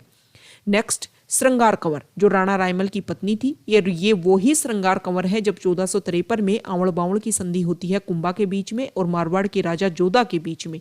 तब जोधा अपनी बेटी की शादी कुंभा के बेटे रायमल के साथ में कर देता है, तो ये वो ही श्रृंगार कंवर है। श्रृंगार कंवर जो है वो घोसुंडी में एक बावड़ी का निर्माण करवाती हैं। रमाबाई जो राणा रायमल की बहन है और कुंभा की बेटी थी, उनको जावर जगह दी गई थी, वहां पर वो रमा स्वामी मंदिर का निर्माण करवाती हैं जो विष्णु भगवान जी का मंदिर है। हमें 2 गोसुंडी अभिलेख मिलते हैं, जिसमें एक तो श्रृंगार कंवर ने लिखवाया था 1504 एडी में, और दूसरा जो हमें गोसुंडी अभिलेख मिलता है वो द्वितीय शताब्दी ईसा पूर्व का है, जिसमें भागवत संप्रदाय की जानकारी मिलती है। इसमें यह बताया गया है कि गजवंश के एक शासक थे सर्वतात, और उन्होंने यहाँ पर अश्वमेघ यज्ञ करवाया था, और उन्होंने उसी टाइम में संकर्षण और वासुदेव भगवान की यहाँ पर पूजा की थी। संकर्षण कौन? भगवान कृष्ण के बड़े भैया बलराम जी। तो इसके बारे में अगर क्वेश्चन यहाँ से आए कि भागवत संप्रदाय की जानकारी कौन सा अभिलेख देता है, तो घोसुंडी अभिलेख देता है। अब रायमल के जो बेटे हैं उनके बारे में हम डिस्कशन कर लेते हैं। फर्स्ट उनका बेटा पृथ्वीराज, जिसको उड़ना राजकुमार के नाम से भी जानते थे, इसलिए बोलते थे उड़ना राजकुमार क्योंकि वो कभी यहाँ पर युद्ध कर रहे होते थे, कभी यहाँ पर युद्ध कर रहे होते, एक जगह टिकते नहीं थे। पृथ्वीराज की पत्नी थी जिनका नाम था तारा, और इन तारा के नाम पर ही अजमेर का जो दुर्ग है उसका नाम तारागढ़ दुर्ग रखा गया। पृथ्वीराज की छतरी कुंभलगढ़ दुर्ग में है। कुंभलगढ़ दुर्ग का निर्माण राणा कुंभा ने करवाया था, और जो कुंभलगढ़ है वो हमेशा मेवाड़ की एक आपातकालीन राजधानी के रूप में इसने रोल प्ले किया था। यहाँ पर 12 खंभों की छतरी है, तो क्वेश्चन आ जाएगा कि 12 खंभों की छतरी किसकी है? पृथ्वीराज की है, और कहाँ पर स्थित है? कुंभलगढ़ दुर्ग में है। दूसरा बेटा होता है जयमल, रायमल का बेटा दूसरा बेटा होता है जयमल, जो सोलंकियों के खिलाफ लड़ता हुआ मारा जाता है। और एक बेटा होता है संग्राम सिंह, जिसको राणा सांगा के नाम से आगे हिस्ट्री में जाना जाएगा। इन तीनों भाइयों के बीच में उत्तराधिकार का युद्ध शुरू हो जाता है कि तीनों में से डिसीजन लेना होता है कि कौन राजा बनेगा। अब जो ज्यादा शक्तिशाली वो राजा बन जाएगा। तो चित्तौड़ के पास में एक बूढ़ी महिला ये घोषणा कर देती है कि आने वाले टाइम में जो राणा सांगा है वो राजा बनेगा, और वहीं पर इन तीनों के बीच में युद्ध शुरू हो जाता है, और तलवार लगती है राणा सांगा की आंख के ऊपर, और एक आंख जो है वो राणा सांगा की मतलब नष्ट हो जाती है। अब राणा सांगा वहां से भागता है। भाइयों के बीच में जब युद्ध हो रहा होता है तो सेवंतरी नामक जगह पर, जहां पर रूप नारायण जी का मंदिर है, तो बीदा जैतलमोत जो है वो उनकी रक्षा करता है। उसके बाद में राणा सांगा अजमेर में श्रीनगर नामक जगह पर करमचंद पवार उनको शरण देता है, और जब उनके दोनों भाइयों की मृत्यु हो जाती है तो राणा सांगा खुद रायमल के पास आता है, और रायमल राणा सांगा को राजा बना देता है। अब जब राणा सांगा मेवाड़ का राजा बनता है, उस समय राणा सांगा चारों तरफ से घिरा होता है। जैसे कि दिल्ली में जब राणा सांगा राजा बनता है उस टाइम राजा होता है सिकंदर लोदी, लेकिन युद्ध होता है इब्राहिम लोदी के साथ में। राणा सांगा जब राजा बनता है तब मालवा में राजा होता है नासिर शाह, लेकिन युद्ध होता है महमूद खिलजी सेकंड के साथ में। और गुजरात में राजा होता है महमूद बेगड़ा राणा सांगा के राजा बनने के समय में, लेकिन युद्ध होता है मुजफ्फर शाह के बीच में। तो ये सारे के सारे नाम आपको ध्यान में होने चाहिए। सबसे पहले युद्ध होता है इब्राहिम लोदी के साथ में 1517 में। पहला युद्ध होता है खातोली जो कोटा में जगह है। दूसरा युद्ध होता है 1518 में बाड़ी धौलपुर में, और इन दोनों में ही राणा सांगा की जीत हो जाती है। अब युद्ध होता है मालवा के खिलाफ में। एक मेदिनी राय नामक पर्सन जो चंदेरी में अपने आप को शक्तिशाली राजा के रूप में डेवलप करना चाहता है, और मालवा के इंटरनल मैटर्स में काफी ज्यादा इंटरफेयर करता है, जिसको लेकर के मेदिनी राय और महमूद खिलजी के बीच में रेगुलर संघर्ष चल रहा होता है। मेदिनी राय जो है वो राणा सांगा की शरण में आ जाता है। राणा सांगा मेदिनी राय को गागरोन नामक जगह देता है, और गागरोन कहाँ है? झालावाड़ में। अब इसको लेकर के महमूद खिलजी और राणा सांगा के बीच में संघर्ष होता है, और युद्ध होता है गागरोन का युद्ध 1519 ईस्वी में। इस युद्ध के बाद में महमूद खिलजी सेकंड को राणा सांगा का ही राज्य का एक पर्सन हरिदास चारण गिरफ्तार करके ले आता है, और उसी के उपहार के रूप में, एक तरीके से गिफ्ट के रूप में, राणा सांगा हरिदास चारण को 12 गांव दे देता है। तो ये इंपॉर्टेंट है, ध्यान आपको रखना है। नेक्स्ट युद्ध होता है गुजरात में। गुजरात में युद्ध होता है क्योंकि ईडर एक छोटी सी रियासत, उसमें उत्तराधिकार युद्ध चल रहा होता है, जिसमें जो सांगा जो होता है वो रायमल को सपोर्ट करता है, और गुजरात का राजा मुजफ्फर शाह सपोर्ट करता है भारमल को। इसी को लेकर के युद्ध होता है, और इसमें भी सांगा जीत जाता है। अब यहाँ से ये वही टाइम है जब हमारे इंडिया के ऊपर, भारत के ऊपर भारी शक्ति आक्रमण कर रही थी, और वो भारी शक्ति थी बाबर। यहाँ पर अफगानी शक्ति दिल्ली में शासन कर रहा था लोदी वंश, और लोदी वंश के साथ में इब्राहिम लोदी के साथ में फर्स्ट पानीपत का युद्ध होता है बाबर और इब्राहिम लोदी के बीच में, जिसमें बाबर जीत जाता है। जब बाबर भारत के ऊपर आक्रमण कर रहा होता है तो उसको पता होता है कि भारत में 2 शक्तियां हैं, एक अफगान और एक राजपूत। तो अफगानों में से तो लोदी वंश को उन्होंने हरा दिया, अब बचे राजपूत। अब बाबर और सांगा के बीच में युद्ध होते हैं, इनके कुछ कारण होते हैं। इन युद्ध के देखो, जब भी कोई वॉर होता है, बैटल होती है, तो उनके कुछ कारण होते हैं। वो हमारे एग्जाम के पॉइंट ऑफ व्यू से काफ़ी इंपॉर्टेंट होते हैं। कारण पूछ लिए जाएंगे कि क्या कारण थे। जैसे कि इसको लेकर के क्वेश्चन आया हुआ है कि सांगा और गुजरात के बीच में जो संघर्ष देखने को मिला उसका तात्कालिक कारण क्या था। तो ईडर में जो उत्तराधिकार युद्ध चल रहा था वो तात्कालिक कारण था सांगा और गुजरात के बीच में संघर्ष का। तो कारण यहाँ पर ये था कि देखो, एक तो फर्स्ट इंपॉर्टेंट कारण ये होता है कि कोई भी जो राजा होता है वो अपने राज्य को बढ़ाना चाहता है, तो ये जो विस्तारवादी नीति होती है ये मेन कारण होती है। दूसरा कारण ये था कि जब अफगानों को हराया बाबर ने, उसके बाद में जो अफगान है, इब्राहिम लोदी का जो भाई महमूद लोदी है वो सांगा के साथ में आ जाता है। इसके अलावा हसन खां मेवाती जो है वो भी सांगा के साथ में आ जाता है। ये अफगान राजपूत जो मिलन हो रहा था ये बाबर को पसंद नहीं आता है। तीसरी बात, जब बाबर और इब्राहिम लोदी के बीच में युद्ध चल रहा होता है तो सांगा दिल्ली के कुछ हिस्सों को अपने अंडर कर लेता है। इसको लेकर के भी जब बाबर दिल्ली के ऊपर अधिकार करता है तो उसको पता चलता है कि अच्छा, ये तो हमारे पार्ट थे और इनको सांगा ने ले लिया, इसलिए भी इनके बीच में युद्ध होता है। और एक कारण बाबर खुद बताते हैं अपनी बुक जिसका नाम बाबरनामा, जिसको तुजु के बाबरी के नाम से भी जानते हैं, कि सांगा ने मेरे को लेटर लिखा था कि आप यहाँ पर आइए, हम दोनों मिलकर के इब्राहिम लोदी को हराएंगे। और जब मैं भारत में आया तो सांगा ने मेरा साथ नहीं दिया, मतलब अपने वादा को तोड़ा है, अपने प्रॉमिस को तोड़ा है, और इसीलिए मैंने सांगा के ऊपर अटैक किया। लेकिन ये जो कारण है वो बाबर ही लिखते हैं, इसके और कहीं से भी साक्ष्य नहीं मिलते हैं। तो ये कारण थे जिसकी वजह से सांगा और बाबर के बीच में युद्ध होता है। पहला युद्ध होता है बयाना का युद्ध 16 फरवरी 1527 को, जिसमें सांगा जीत जाता है। बयाना का जो किला है वो अंडर होता है मेहंदी ख्वाजा के, लेकिन बाबर की तरफ से एक कमांडर और आता है जिसका नाम होता है सुल्तान मिर्जा। अब दूसरा युद्ध होता है ठीक है एक महीने बाद, खानवा का युद्ध 17 मार्च 1527 को। लेकिन वीर विनोद जो कवि राजा श्यामल दास ने लिखी है उसमें इस युद्ध की जो डेट लिखी हुई है वो 16 मार्च 1527 को है। तो अगर एग्जाम में क्वेश्चन आए वीर विनोद को लेकर के तो 16 मार्च बतानी है, और अगर जनरल क्वेश्चन आए तो 17 मार्च 1527। इसमें बाबर खुद युद्ध लड़ने के लिए आता है और बाबर और सांगा दोनों के बीच में युद्ध होता है। सांगा जो है वो राजपूताना के सभी राजाओं को लेटर्स लिखता है और इस लेटर को बोलते हैं पाती परवन, कि आप आइए और मेरा सपोर्ट कीजिए। अब इस युद्ध में बाबर को लगता है, क्योंकि बाबर की जो आर्मी होती है वो कम होती है, सांगा की आर्मी ज्यादा होती है, तो बाबर को लगता है कि ऐसे तो युद्ध हार जाएंगे, इसलिए वो इस युद्ध को धर्म का रूप दे देता है, धर्म युद्ध के रूप में बोल देता है और जिहाद का नारा दे देता है।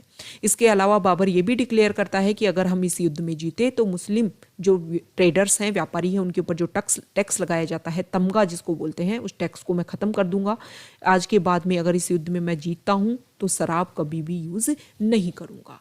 अब इस युद्ध में जो बाबर है उसकी जीत हो जाती है, और जीतने के बाद में बाबर जो है वो गाजी की उपाधि धारण कर लेता है।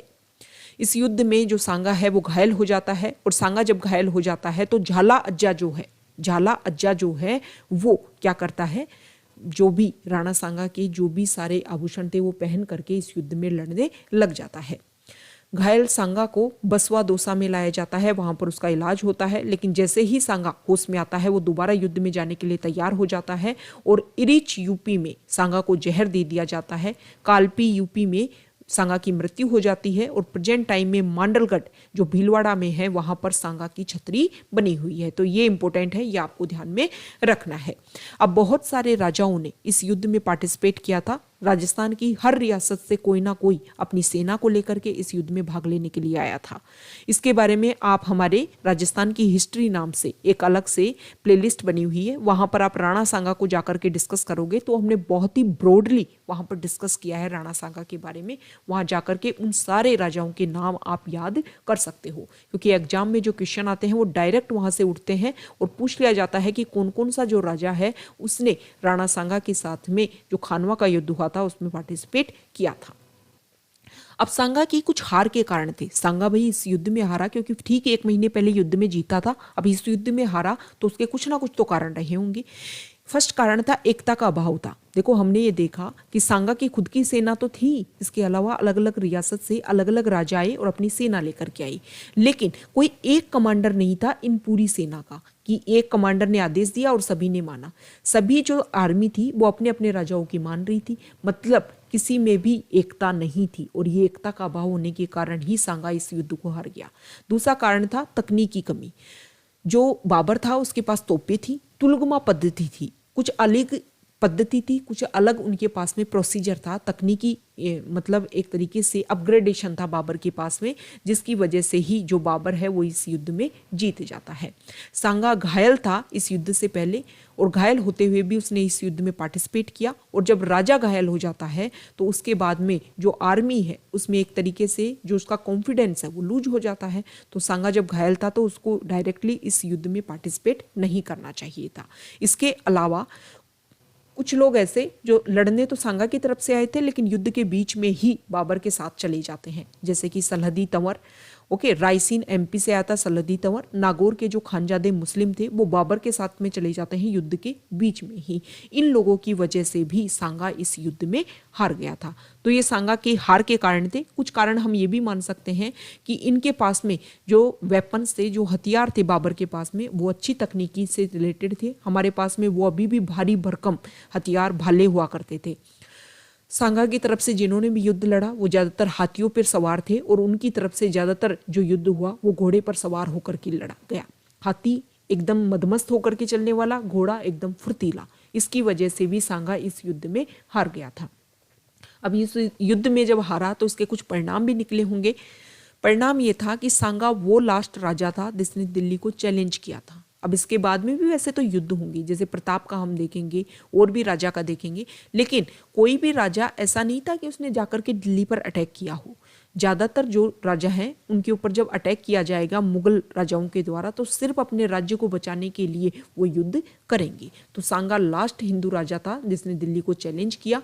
बाबर का साम्राज्य स्थापित हो जाता है इस युद्ध में जीत के बाद में, और खानवा अंतिम युद्ध था जिसमें राजपूतों की एकता दिखाई दी। मतलब एक राजा के बोलने पर सभी राजा अपनी अपनी सेना आर्मी को लेकर के यहाँ पर आ गए थे।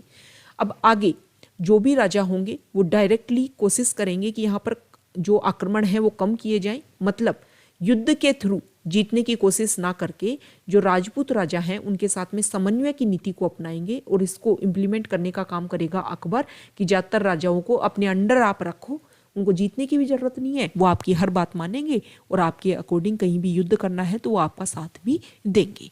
तो ये नीति अपनाई जाती है अकबर के द्वारा। ये परिणाम देखने को मिले। सांगा के बाद में जो एक तरीके से हिंदू कल्चर है वो काफ़ी डिग्रेड हो गया, और इसकी वजह से हमारी जो कला और संस्कृति है उसमें भी पतन देखने को मिलता है। तो ये परिणाम हुए। अब सांगा की कुछ उपाधि हैं उनके बारे में हम देख लेते हैं। सांगा की एक उपाधि है हिंदूपत, और एक उपाधि है सैनिक का भग्नावशेष या सैनिक का अंश के नाम से भी उनको जानते हैं। वैसे जो बाबर था ना उसने सांगा को हरा दिया, लेकिन बाबर सांगा की बहुत ज़्यादा तारीफ करता है कि सांगा वो राजा था जिसके राज्य में 7 राजा हुआ करते थे, 9 राव हुआ करते थे, 104 कमांडर हुआ करते थे। तो ये बाबर ने तारीफ की है राणा सांगा की। अब सांगा की मृत्यु हो गई, उसके बाद में हम देखते हैं कि मेवाड़ का जो राज्य है वो कैसे वहाँ पर शासन चलता है। सांगा के एक बेटा था भोजराज। जब राणा सांगा मेवाड़ का राजा था उसी टाइम भोजराज की मृत्यु हो जाती है। लेकिन आपको इंपॉर्टेंट ये ध्यान में रखना है कि मेड़ता की राजकुमारी थी मीराबाई, उसकी शादी होती है भोजराज के साथ में, मतलब जो राणा सांगा जो थे वो मीराबाई के ससुर थे। दूसरा बेटा था उनका रतन सिंह। राणा सांगा की मृत्यु के बाद में रतन सिंह को राजा बनाया जाता है, लेकिन जो रतन सिंह है वो कुछ समय के बाद ही बूंदी के सूरजमल के साथ में लड़ाई करते हुए मारे जाते हैं। तीसरा राजा बनता है राणा सांगा की एक हाड़ी रानी थी कर्मावती। कर्मावती के 2 बेटे थे, बड़ा बेटा विक्रमादित्य, छोटा बेटा उदय सिंह। विक्रमादित्य को राजा बनाया जाता है 1531 से 1536 एडी के बीच में। अब आप देख रहे हो ना, कुछ समय में ही, थोड़े थोड़े समय में ही जो राज्य है उसमें राजा बदला जा रहा है। अब किसी राज्य में अगर एक टाइम के बाद में कुछ समय में ही राजा बदला जाता है तो उसकी जो पतन की स्थिति है वो थोड़ा सा वैसे ही ज़्यादा बढ़ जाती है। वैसे ही राणा सांगा के बाद में जो मेवाड़ की स्थिति थी वो काफ़ी गड़बड़ाई हुई थी। अब विक्रमादित्य को जब राजा बनाया जाता है तो पता चल जाता है कि भाई विक्रमादित्य ज़्यादा काबिल नहीं है, इसलिए उसकी संरक्षिका मतलब उसकी गार्जियन का रोल प्ले करती है उसकी मदर, उसकी माँ कर्मावती। उदय सिंह छोटा होता है। अब जब आसपास के राजाओं को ये पता चल जाए आप ही देख लो अपने घर के आसपास, जब भी सोसाइटी में पता चल जाए कि ये घर कमज़ोर है तो उसके ऊपर कोई भी आक्रमण कर देगा। सेम इसी तरीके से पता चल जाए कि भाई ये राज्य कमज़ोर हो रहा है, और मेवाड़ तो वैसे ही शक्तिशाली राज्य रहा हुआ है, अब वो कमज़ोर हो रहा है तो आसपास के राजा तो अपना मुंह उठाने लग जाते हैं। तो गुजरात का राजा होता है बहादुर शाह, वो आक्रमण कर देता है मेवाड़ के ऊपर 1533 एडी में। लेकिन कर्मावती को पता होता है कि हम युद्ध नहीं कर सकते, इसलिए वो एक संधि कर लेती हैं। किसके साथ में? बहादुर शाह के साथ में, कि भाई हम आपको रणथंभौर का किला दे देंगे, आप हमारे ऊपर आक्रमण मत कीजिए। उसके बाद में अब गुजरात के राजा को तो फिर से लगता है कि यार दोबारा आक्रमण करते हैं, जब पहली बार रणथंभौर का किला मिल गया दूसरी बार और कुछ मिलेगा। तो 1534-35 में दोबारा आक्रमण कर देते हैं। कर्मावती को लगता है कि हर बार हम ऐसे संधि भी नहीं कर सकते हैं, ऐसे तो पूरा मेवाड़ दे देंगे हम गुजरात को। तो कर्मावती हुमायूं को राखी भेजती है कि आप हमारी आइए, हमारी सहायता कीजिए। लेकिन हुमायूं को ये संदेशा पहुंचने में लेट होता है और कर्मावती को लगता है कि युद्ध तो करना पड़ेगा, और इस तरीके से चित्तौड़ का सेकंड साका हो जाता है, जिसमें जौहर करती है कर्मावती, राणा सांगा की पत्नी, और जो केसरिया करता है, केसरिया जो होता है वो बाघ सिंह देवलिया के नेतृत्व में होता है। मतलब यहाँ पर कोई राजा नहीं होता है, क्योंकि विक्रमादित्य को और उदय सिंह को जो कर्मावती है वो अपने पीहर बूंदी भेज देती है। इसलिए बाघ सिंह देवलिया, प्रेजेंट टाइम में जो प्रतापगढ़ हमारा डिस्ट्रिक्ट है उसको देवलिया नाम से जाना जाता था, और वहाँ के सामंत थे बाघ सिंह, उनके नेतृत्व में ये केसरिया होता है। इन बाघ सिंह देवलिया को फिर बाद में इतिहास में देवलिया दीवान के नाम से भी जाना गया, और ये केसरिया करते हुए पांडुपोल जो है, चित्तौड़ के किले में पांडुपोल जो जगह है वहाँ पर, पोल का मतलब होता है दरवाजा, तो जो पांडुपोल है वहाँ पर शहीद हो जाते हैं। अब आपको ध्यान में ये रखना है कि जब कर्मावती जौहर कर रही होती है उससे पहले कुछ दान करती है, और वो एक पुर नामक जगह पर एक ताम्रपत्र मिला है, उसमें ये बातें लिखी हुई हैं कि मैं जौहर करने से पहले कुछ दान कर रही हूँ। तो ये बात प्रूफ भी हो जाती है कि चित्तौड़ में सेकंड साका हुआ था 1535 एडी में। ये ध्यान आपको रखना है। अब जौहर हो गया, चित्तौड़ का सेकंड साका हो गया। अब पता है कि विक्रमादित्य तो ढंग का राजा है नहीं, लेकिन हाँ अब देखो इससे पहले जब ये बहादुर शाह आक्रमण कर देता है चित्तौड़ के ऊपर अधिकार भी कर लेता है। अब हुमायूं के पास में जब संदेशा पहुंचता है तो हुमायूं यहाँ पर आक्रमण करने के लिए आता है, तो बहादुर शाह यहाँ से भाग जाता है, और दोबारा से कुछ समय के बाद में ही जो मेवाड़ है वो दोबारा से इंडिपेंडेंट स्टेट के रूप में एस्टेब्लिश हो जाता है। तो 1536 एडी में बनवीर, हमने रायमल का बेटा अभी देखा था पृथ्वीराज, और उसका उड़ना राजकुमार नाम भी था। पृथ्वीराज का एक दासी पुत्र होता है जिसका नाम होता है बनवीर। बनवीर को कुछ समय के लिए अस्थायी यहाँ का प्रशासक बना दिया जाता है कि आपको समय के लिए मेवाड़ को संभाल लो, जैसे ही उदय सिंह बड़ा होगा वो यहाँ का राजा बना दिया जाएगा। अब बनवीर जो है वो सोचता है कि मैं क्यों हटूं, मैं तो परमानेंट राजा बनूंगा, इसलिए वो विक्रमादित्य को भी मार देता है और उदय सिंह को भी मारने के लिए जाता है। तो उदय सिंह की संरक्षिका होती है पन्नाधाय। पन्नाधाय अपने बेटे चंदन का बलिदान देकर के उदय सिंह को बचा लेती है, और पन्नाधाय उदय सिंह को लेकर के कुंभलगढ़ दुर्ग चली जाती है। वहां पर कुंभलगढ़ दुर्ग की रक्षा करने वाले आशा देवपुरा होता है, आशा देवपुरा पन्नाधाय और उदय सिंह की रक्षा करते हैं। अब जब सभी सामंतों को कुछ समय के बाद में पता चलता है कि भाई सांगा का जो छोटा बेटा है उदय सिंह वो जिंदा है, तो सभी सामंत बोलते हैं कि भाई उदय सिंह को राजा बनाओ।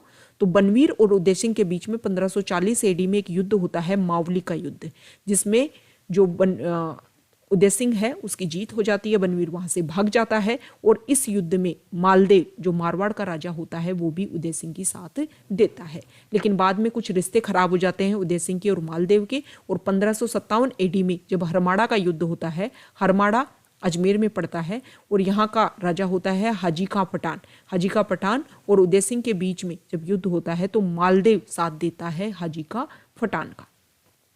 1559 में उदय सिंह उदयपुर की स्थापना करवा देता है, और वहां पर उदय सागर झील भी बनवाता है।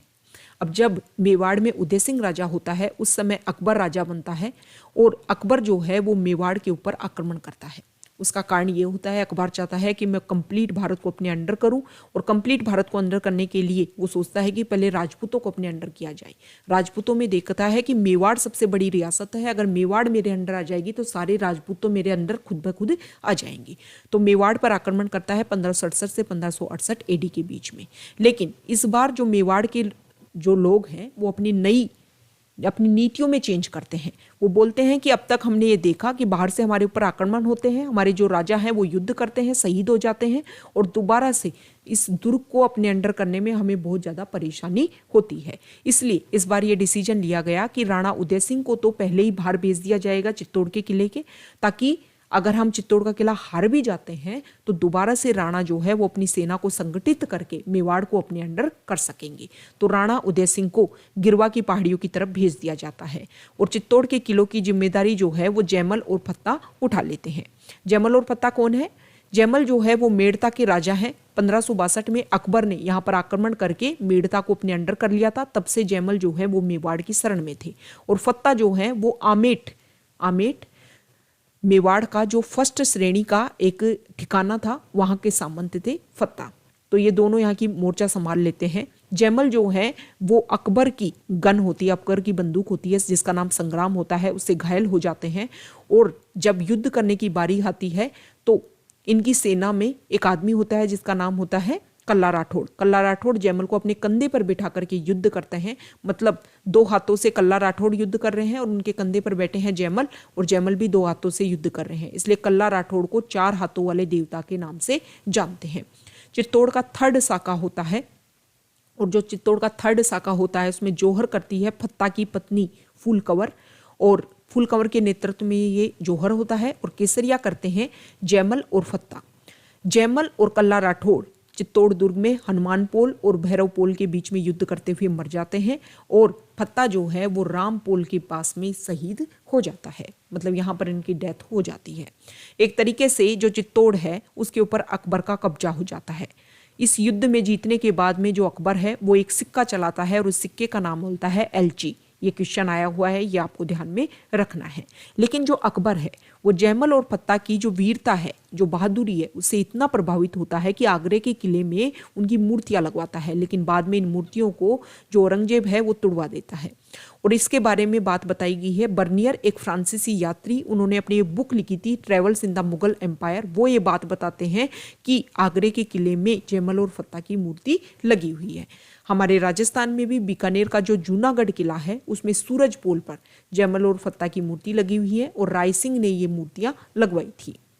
उदय सिंह जो है बाद में गोगुंदा में बस जाता है और गोगुंदा उदयपुर में पड़ता है। 28 फरवरी 1572 को उनकी मृत्यु हो जाती है और गोगुंदा में ही उनकी छतरी बनी हुई है। लेकिन उदय सिंह जो है वो एक गलती कर जाते हैं कि वो अपने बड़े बेटे प्रताप को राजा ना बना करके अपने छोटे बेटे जगमाल को राजा बना देते हैं। लेकिन मेवाड़ के जितने भी सामंत थे वो महाराणा उदय सिंह के इस फैसले के साथ में खुश नहीं थे और जब महाराणा उदय सिंह की मृत्यु होती है 28 फरवरी 1572 को, तो सारे के सारे सामंत मिलकर के मेवाड़ के महाराणा प्रताप को राजा बना देते हैं जगमाल की जगह पर। जगमाल इस बात से खुश नहीं होता है, वो अकबर की शरण में चला जाता है और अकबर उसको जहाजपुर की जागीर दे देता है। महाराणा प्रताप के जन्म से रिलेटेड कुछ फैक्ट्स हम देख लेते हैं। महाराणा प्रताप का जन्म 9 मई 1540 को हुआ था कुंभलगढ़ दुर्ग में। उनके बचपन का नाम कीका था। अगर हिंदी महीनों के अकॉर्डिंग हम देखें तो ज्येष्ठ की शुक्ल पक्ष की तृतीया को उनका जन्म होता है। महाराणा प्रताप के पिता का नाम उदय सिंह, माता का नाम जयंताबाई सोनगरा, पत्नी अजबदेव पंवार। उनका जो पहला जो राज तिलक होता है वो गोगुंदा उदयपुर में ही कर दिया जाता है, लेकिन विधिवत जो उनका राज तिलक है वो कुंभलगढ़ दुर्ग में होता है और उसमें मारवाड़ के राजा चंद्रसेन भी उपस्थित होते हैं। कृष्णदास चुंडावत जो सलुम्बर के सामंत थे वो महाराणा प्रताप का राज तिलक करते हैं। ये आपको ध्यान होना चाहिए कि चुंडा के वंशज हैं, इसलिए उनको ये अधिकार दिया गया था कि मेवाड़ का जो भी राजा बनेगा उसका राज तिलक सलुम्बर के सामंतों द्वारा किया जाएगा। अब हमें पता है कि महाराणा उदय सिंह के साथ में अकबर की कभी नहीं बनी। अकबर रेगुलर संघर्ष में था, तो जैसे ही उनका बेटा राजा बनता है तो अकबर 4 दूत भेजता है कि क्यों ना पहले बातचीत से ही मामले को सुलझाया जाए। ये जो चारों दूत हैं इनके नाम कौन कौन से सन में आए थे, कब कब आए थे, ध्यान में होना चाहिए। सीरीज भी आपको ध्यान होनी चाहिए कि पहले कौन आया, दूसरे नंबर पे कौन आया, तीसरे नंबर पे कौन आया और 4th नंबर पे कौन आया। ट्रिक से आप याद कर सकते हो, JMBT ट्रिक है। पहले नंबर पर जलाल खां कोरची 1572 में आ गया था, फिर आता है मान सिंह जून 1573 में, फिर आता है भगवंत दास सितंबर 1573 में और सबसे लास्ट में आता है टोडरमल दिसंबर 1573 में। यह आपको ध्यान में रखना है। अब बातचीत के लिए मनाया जाता है। महाराणा प्रताप प्रताप मानते नहीं है तो लास्ट में क्या होगा, युद्ध होगा। 18 जून 1576 को हल्दी घाटी का युद्ध हो जाता है। कई बुक्स में 21 जून 1576 भी लिखा हुआ है। हल्दी घाटी एक दर्रा है। दर्रा क्या होता है, दो पहाड़ों के बीच में एक तंग रास्ता जो गुजरने के लिए, मतलब इस साइड से यहां पर आने के लिए और इस साइड से यहां पर जाने के लिए जो रास्ता होता है उसको बोलते हैं दर्रा। तो यहां पर प्रताप और अकबर की सेना के बीच में ये युद्ध होता है। प्रताप की तरफ से ग्वालियर के राजा रामशाह तोमर अपने 3 बेटों के साथ में, अफगानी नेता हाकिम कासूर, भील नेता पुंजा भील अपनी सेना के साथ में, सलुम्बर से कृष्णदास चुंडावत अपनी सेना के साथ में प्रताप की तरफ से भाग लेते हैं। अकबर खुद इस युद्ध में नहीं आता है, उसकी तरफ से 2 सेनापति आते हैं सेना लेकर के, एक मान सिंह एक आसफ खां। पहली बार मान सिंह को स्वतंत्र रूप से सेनापति का प्रभार दिया गया था किसी युद्ध में। मर्दाना हाथी पर बैठ करके आता है मान सिंह। एक क्वेश्चन आपको ध्यान में यहाँ पर ये रखना है कि अकबर की सेना में एक इतिहासकार भी मौजूद था और उसका नाम था बदायूनी। बदायूनी ने एक बुक लिखी जिसका नाम है मुंतखब उत तवारीख। इंपॉर्टेंट है, क्वेश्चन आ जाता है। अब देखो, युद्ध होता है। पहले जो है वो प्रताप की सेना काफी भारी होती है अकबर की सेना के ऊपर, लेकिन अकबर की सेना में एक पर्सन होता है जिसका नाम होता है मेहतर खां। वो झूठी सूचना फैला देता है कि अकबर खुद आ रहा है आर्मी लेकर के, जिसके बाद में अगर इस युद्ध में हम हार जीत देखें तो अगर नैतिक विजय देखें तो प्रताप की हुई थी, क्योंकि अकबर के सेनापति यहां से जब वापस गए तो अकबर ने कुछ समय तक मानसिंह और आसफ खां का अपने दरबार में आना बंद कर दिया था। इससे यह लगता है कि ना तो वो प्रताप को पकड़ पाए थे, ना प्रताप को हरा पाए थे और ना ही मेवाड़ को जीत पाए थे, बल्कि उन्हें तो डर लग रहा था कि कहीं प्रताप उनको पीछे भाग करके या उनको आपस में पकड़ ना ले। तो इस चीज से पता चलता है कि इस युद्ध में, हल्दी घाटी के युद्ध में नैतिक विजय प्रताप की हुई थी। इस युद्ध में प्रताप का जो घोड़ा था, चेतक नाम था उसका, वो घायल हो जाता है और उसको लेकर के प्रताप जब इस युद्ध भूमि से बाहर निकलते हैं तो चेतक की मृत्यु हो जाती है और बलीचा राजसमंद में आज भी चेतक की छतरी बनी हुई है। अब जब महाराणा प्रताप इस युद्ध से बाहर आते हैं तो उनकी जगह पर झाला बीदा जी, या फिर जिसको झाला मान के नाम से भी जानते हैं, वो महाराणा प्रताप की जगह युद्ध लड़ते हैं। तो ये आपको ध्यान में रखना चाहिए कि महाराणा प्रताप की जगह किसने ली थी। सेम इसी तरीके से 1527 में जब खानवा का युद्ध हुआ था तब भी सांगा की जगह किसी ने ली थी, ये आप बताओगे। अब बहुत सारे इतिहासकारों ने हल्दी घाटी के युद्ध को अलग अलग नामों से बोला है। अबुल फजल ने बोला है खमनोर का युद्ध, बदायूनी ने इसको बोला है गोगुंदा का युद्ध, जेम्स टोड ने बोला है मेवाड़ की थर्मोपल्ली, आदर्शी लाल श्रीवास्तव ने बोला है बादशाह बाग का युद्ध। और इस युद्ध में कुछ हाथियों ने भी भाग लिया था, जैसे प्रताप की तरफ से लूना और रामप्रसाद को अकबर की सेना पकड़ के ले जाती है और फिर इसका नाम चेंज करके पीर प्रसाद कर देते हैं। तो ये ध्यान में रखना है कौन से हाथी को पकड़ा, क्या नाम था और नाम बदलकर बाद में क्या कर दिया गया। अकबर की तरफ से जो हाथी भाग लेते हैं उसका नाम होता है मर्दाना और गजमुक्ता। ठीक है, अकबर का जो हाथी है उसका नाम होता है हवाई, ये आपको ध्यान में रखना है। अब अकबर इस युद्ध में भले ही नहीं जीत पाए, लेकिन उसके बाद में रेगुलर मेवाड़ के ऊपर अटैक करता रहता है। 1576 में लास्ट में जून में युद्ध हुआ हल्दी घाटी का। 1576 लास्ट में अकबर खुद आता है, उदयपुर को अपने अंडर करता है और उसका नाम बदल करके कर देता है मोहम्मदाबाद। जैसे कि 1303 में जब अलाउद्दीन खिलजी यहां पर आता है और चित्तौड़ का नाम बदल करके खिजराबाद कर देता है। 1577, 78, 79 में साबाज खां 3 बार कुंभलगढ़ पर अटैक करता है। यहां से भी क्वेश्चन उठता है कि साबाज खां ने कुंभलगढ़ पर कितनी बार अटैक किया था। अब जब कुंभलगढ़ पर 3 बार अटैक होता है तो एक बार साबाज का कुंभलगढ़ को अपने अंडर कर लेता है, तो प्रताप को एक अस्थायी राजधानी बनानी पड़ती है और उस राजधानी का नाम होता है आवरगढ़। उसके बाद में अब्दुल रहीम खान खाना आता है अकबर की तरफ से और इसी के टाइम में एक शेरपुर घटना होती है। अब्दुल रहीम खान खाना की कुछ जो उनकी पत्नियां होती हैं, उनके बच्चे होते हैं, वो कैंप में रह रहे होते हैं। उनको पकड़ करके महाराणा प्रताप का बेटा ले आता है अमर सिंह। लेकिन महाराणा प्रताप को जब ये बात पता चलती है तो वो ससम्मान उन रानियों को वापस उनके कैंप में भिजवाता है। ये चीजें हमें शो करती हैं कि महाराणा प्रताप ने कभी भी इलीगल तरीके से किसी युद्ध को जीतने की कोशिश नहीं की होगी। 1582 में होता है दिवेर का युद्ध। इस दिवेर के युद्ध को जेम्स टोड बोलता है मेवाड़ का मैराथन। इस दिवेर के युद्ध में महाराणा प्रताप का साथ देती है ईडर, प्रतापगढ़ और बांसवाड़ा के राज्य। वहां की जो रियासतें होती हैं वो प्रताप का साथ देती हैं। लेकिन अकबर का इसमें सेनापति होता है सुल्तान खां और इस सुल्तान खां को मार देता है महाराणा प्रताप का बेटा अमर सिंह। ठीक है, अकबर की तरफ से लास्ट अटैक होता है मेवाड़ पर 1585 एडी में। और ये अंतिम आक्रमण करता है जगन्नाथ कछवाहा, लेकिन जगन्नाथ कछवाहा को इसमें जीत नहीं मिलती। वो जब वापस जा रहा होता है तो मांडलगढ़ भीलवाड़ा में उसकी मृत्यु हो जाती है और आज भी वहां पर उसकी छतरी बनी हुई है। तो ये क्वेश्चन, अंतिम आक्रमण किसने किया? जगन्नाथ कछवाहा। कहां पर उसकी छतरी बनी हुई है? प्रताप को ये बात बहुत बुरी लगती है कि बोले यार युद्ध की शुरुआत हुई थी जिसमें ये आमेर वाले आ गए और अब फिर से ये आमेर वाले, तो बोले ना आमेर वालों पर अटैक करो। तो मालपुरा जो आमेर रियासत है वहां पर अटैक करता है प्रताप। मालपुरा वाला जो रीजन है जो टोक के पास पड़ता है उसको अपने अंडर कर लेता है और वहां पर नर्मदेश्वर शिव मंदिर और झालरा तालाब प्रताप बनवा देता है। इसके बाद में अकबर के आक्रमण होना या बंद हो जाते हैं मेवाड़ वाले रीजन में और प्रताप जो है वो चावंड को अपनी राजधानी बना लेता है। एक बात और ध्यान में रखनी है, भामासा और उसका भाई ताराचंद, ये दो जो है वो चूलिया नामक गांव होता है, वहां पर प्रताप को मिलते हैं जब प्रताप की आर्थिक स्थिति काफी खराब होती है और वहां पर काफी ज्यादा पैसा दिया जाता है इन लोगों के द्वारा महाराणा प्रताप को। इसीलिए मेवाड़ का उद्धारक बोलते हैं किसको? भामाशाह को।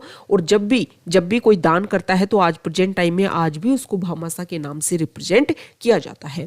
चावंड को राजधानी बना लेते हैं महाराणा प्रताप, वहां पर महल बनाते हैं, चामुंडा माता का मंदिर बनवाते हैं। 19 जनवरी 1597 को महाराणा प्रताप की मृत्यु हो जाती है चावंड में ही और बांडोली उदयपुर में आज भी उनकी 8 खंभों की छतरी बनी हुई है। ये आपको ध्यान में रखना है। अब महाराणा प्रताप के कुछ दरबारी विद्वान थे जिसमें पहला था चक्रपाणी मिश्र। उन्होंने कुछ बुक लिखी, राज्याभिषेक, मूर्तमाला, विश्व वल्लभ। इसको लेकर के आरएस मेंस में क्वेश्चन आ चुका है। विश्व वल्लभ जो थी वो उद्यान विज्ञान पर आधारित थी, मतलब पेड़ पौधे कैसे उगाते हैं, फल सब्जियां कैसे उगाते हैं उसके बारे में। राज्याभिषेक जो है वो राजतिलक पर आधारित है। हेमरतन सूरी ने बुक लिखी गोरा बादल री चौपाई। माला सांधु और रमा सांधु जो है वो चारण कवि थे और महाराणा प्रताप के दरबार में हुआ करते थे। महाराणा प्रताप के समय में ही चावंड शैली विकसित होती है और इसके प्रसिद्ध चित्रकार थे नसीरुद्दीन। महाराणा प्रताप बहुत बड़े दानी भी थे और ये इस बात से पता चलती है कि सादुरलाल त्रिवेदी को उन्होंने मंडेर की जागीर दे दी थी और ये बात उदयपुर अभिलेख से पता चलती है। अब ये महाराणा प्रताप की 1593 में डेथ हो गई। उसके बाद में उनका बेटा अमर सिंह जो काफी अपने पिता की तरह ही बहुत ही शक्तिशाली और प्रभावशाली था। अमर सिंह 1597 से 1620 तक उनका रूलिंग टाइम होता है। हमें पता है कि 1605 तक अकबर होता है मुगल राजा।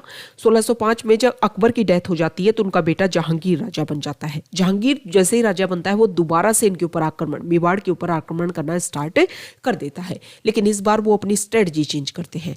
वो युद्ध ना करके वहां की मेवाड़ की जो लोकल जनता है उसको परेशान करना स्टार्ट करते हैं। अब जो लोकल जनता है वो बोलती है किसको? राजा को, कि आप प्लीज कुछ कीजिए, ये लोग जो है वो ना तो युद्ध कर रहे हैं और हमें परेशान कर रहे हैं। अब अमर सिंह को ये बात परेशान करने लग जाती है तो अमर सिंह का बेटा होता है कर्ण सिंह। कर्ण सिंह को लगता है कि हमें संधि कर लेनी चाहिए। हालांकि अमर सिंह देखो एक बिल्कुल शक्तिशाली राजा का बेटा और खुद शक्तिशाली रहा हुआ जब वो राजकुमार था, तो उसको कैसे लगे कि जिन मुगलों के खिलाफ में मेरे जो पूर्वज हैं वो लड़ते लड़ते मृत्यु उन्होंने प्राप्त कर ली लेकिन वो उनकी अधीनता नहीं स्वीकार कर पाए, तो मैं कैसे उनकी अधीनता स्वीकार कर लूं। तो अमर सिंह राजी तो हो जाता है क्योंकि देखो लास्ट में जनता के लिए राजा को जीना पड़ता है। अब जनता परेशान है तो अमर सिंह राजी हो जाता है कि चलो ठीक है संधि कर लेंगे, लेकिन अमर सिंह इस बात से खुश नहीं होता। फिर वो नौचौकीपाल जगह पर, नौचौकीपाल एक जगह है जहां पर बाद में राज सिंह जब राजा होगा तो यहाँ पर राजसमंद झील बनाएगा, उस नौचौकीपाल जगह पर चले जाते हैं। फिर अपना बचा हुआ जो टाइम है वो वहीं पर निकालते हैं। तो अमर सिंह के शासनकाल में, अब देखो भले ही उनको पसंद नहीं था तो लेकिन उनके शासनकाल में संधि होती है। तो जब भी क्वेश्चन आए कि मुगल मेवाड़ संधि किसके शासनकाल में हुई थी तो अमर सिंह के शासनकाल में हुई थी। 5 फरवरी 1615 को ये संधि होती है और इसमें मुगल की तरफ से खुर्रम, जिनका नाम शाहजहां होता है, वो आते हैं और मेवाड़ की तरफ से शुभकरण पंवार और हरिदास झाला। इस संधि में कुछ शर्तें लिखी जाती हैं। शर्तों में ये बोला जाता है कि देखो मेवाड़ वाले बोलते हैं कि भाई हमारे राजा कभी, आप जब भी किसी के साथ संधि करते हो ना, मुगल लोग जब भी संधि करते हैं तो क्या चाहते हैं कि वहां का राजा आपके दरबार में आए। मेवाड़ का राजा नहीं आएगा कभी मुगल दरबार में। बोल ठीक है। हाँ, तो इन्होंने बोला, मुगल वालों ने बोले आपका राजकुमार को आना होगा 1000 सेना लेकर के। बोल ठीक आएंगे। मेवाड़ वाले बोलते हैं कि हम आपके साथ में कभी वैवाहिक संबंध नहीं स्थापित करेंगे। आप जब भी किसी राजा के साथ में संबंध स्थापित करते हो तो वहां की राजकुमारी से शादी कर लेते हो, हम ऐसा नहीं करेंगे। बोल ठीक है। मेवाड़ वाले बोलते हैं कि हमें चित्तौड़ का किला दे दो। मुगल वाले बोलते हैं कि दे देंगे चित्तौड़ का किला, लेकिन पुनर्निर्माण नहीं कर पाओगे। ये ध्यान में रखना है, इस संधि में पुनर्निर्माण नहीं कर पाएंगे। चित्तौड़ का किला दिया जाएगा लेकिन पुनर्निर्माण नहीं कर पाएंगे। अब जब अमर सिंह का बेटा कर्ण सिंह मुगल दरबार में जाता है तो उसको 5,000 मनसबदार पोस्ट दी जाती है। इस समय आप टाइम देखो 1600 का टाइम आ गया है, मतलब हमारे भारत में जो ब्रिटिशर्स थे वो आने लग गए थे। तो उस समय एक ब्रिटिशर्स की तरफ से एक दूत ही मान लो, आप मैसेंजर ही मान लो, सर टॉमस रो आए हुए थे जहांगीर के दरबार में। तो उन्होंने देखा कि मुगल मेवाड़ संधि हुई है, मेवाड़ वालों को इज्जत भी दी जा रही है, तो उनको लगा कि शायद युद्ध करके जीत के आए होंगे। लेकिन जब उनको बाद में पता चलता है कि युद्ध से नहीं बुद्धि से जीता है उन्होंने मेवाड़ वाले को, तो अगर ये स्टेटमेंट आए कि बल से नहीं बुद्धि और चतुराई से उन्होंने मेवाड़ वाले को जीता था, तो ये किसने बोला था? ये सर टॉमस रो ने बोला था। अमर सिंह नोचो के पाल पे चले जाते हैं संधि के बाद में, वहीं पर अपना बचा हुआ समय, अपना जो जीवन है वहीं व्यतीत करते हैं, वहीं उनकी डेथ हो जाती है और फिर आहड़ में उनकी छतरी बनाई जाती है। चावंड जो है वो 28 साल राजधानी रहती है, उसके बाद में उदयपुर राजधानी शिफ्ट हो जाती है। अब देखो, अब से पहले हमने अलग अलग राजाओं की अलग अलग जगह छतरी देखी कि भाई जो महाराणा प्रताप है उनकी छतरी कहीं पर है, दूसरे जो राजा उनकी छतरी कहीं पर है। तो पहली बार आहड़ में जो छतरी है वो अमर सिंह की बनती है और उसके बाद में जितने भी राजा होंगे मेवाड़ के गुहिल डायनेस्टी में, गुहिल वंश में, उन सारों की जो छतरी है वो आहड़ में ही बनेगी। तो अब अलग अलग राजा के लिए छतरी कहाँ बनी हुई है आपको ध्यान में नहीं रखना है। ओके, उसके बाद में राजा होते हैं कर्ण सिंह, अमर सिंह के बेटे। 1620 से 1628 तक इनका रूलिंग टाइम होता है। उदयपुर में जो राजधानी होती है वहां पर कर्णविलास और दिलखुश महल का निर्माण ये करते हैं। इसके अलावा पिछोला जो झील है उसमें जगमंदिर महल का निर्माण शुरू कर देते हैं कर्ण सिंह, लेकिन पूरा नहीं कर पाते। बाद में इनका जो बेटा होता है जगत सिंह, कर्ण सिंह के बाद में राजा बनता है जगत सिंह, जिसका रूलिंग टाइम होता है, शासनकाल होता है 1628 से 1652 एडी के बीच में। जगत सिंह इन महलों को, ये जो जगमंदिर महल जिनकी शुरुआत कर्ण सिंह ने करवाई थी, उनको पूरा करवाता है। अब पूरा करवाया जगत सिंह ने, इसीलिए इसको जगमंदिर महलों के नाम से जाना गया। जगत सिंह जो है वो उदयपुर में जगदीश मंदिर, जिसको जगन्नाथ राय मंदिर के नाम से भी जानते हैं, और इसको सपनों का मंदिर भी बोलते हैं। क्यों बोलते हैं? ऐसे बोलते हैं कि जगत सिंह जो है वो पुरी घूमने गए थे।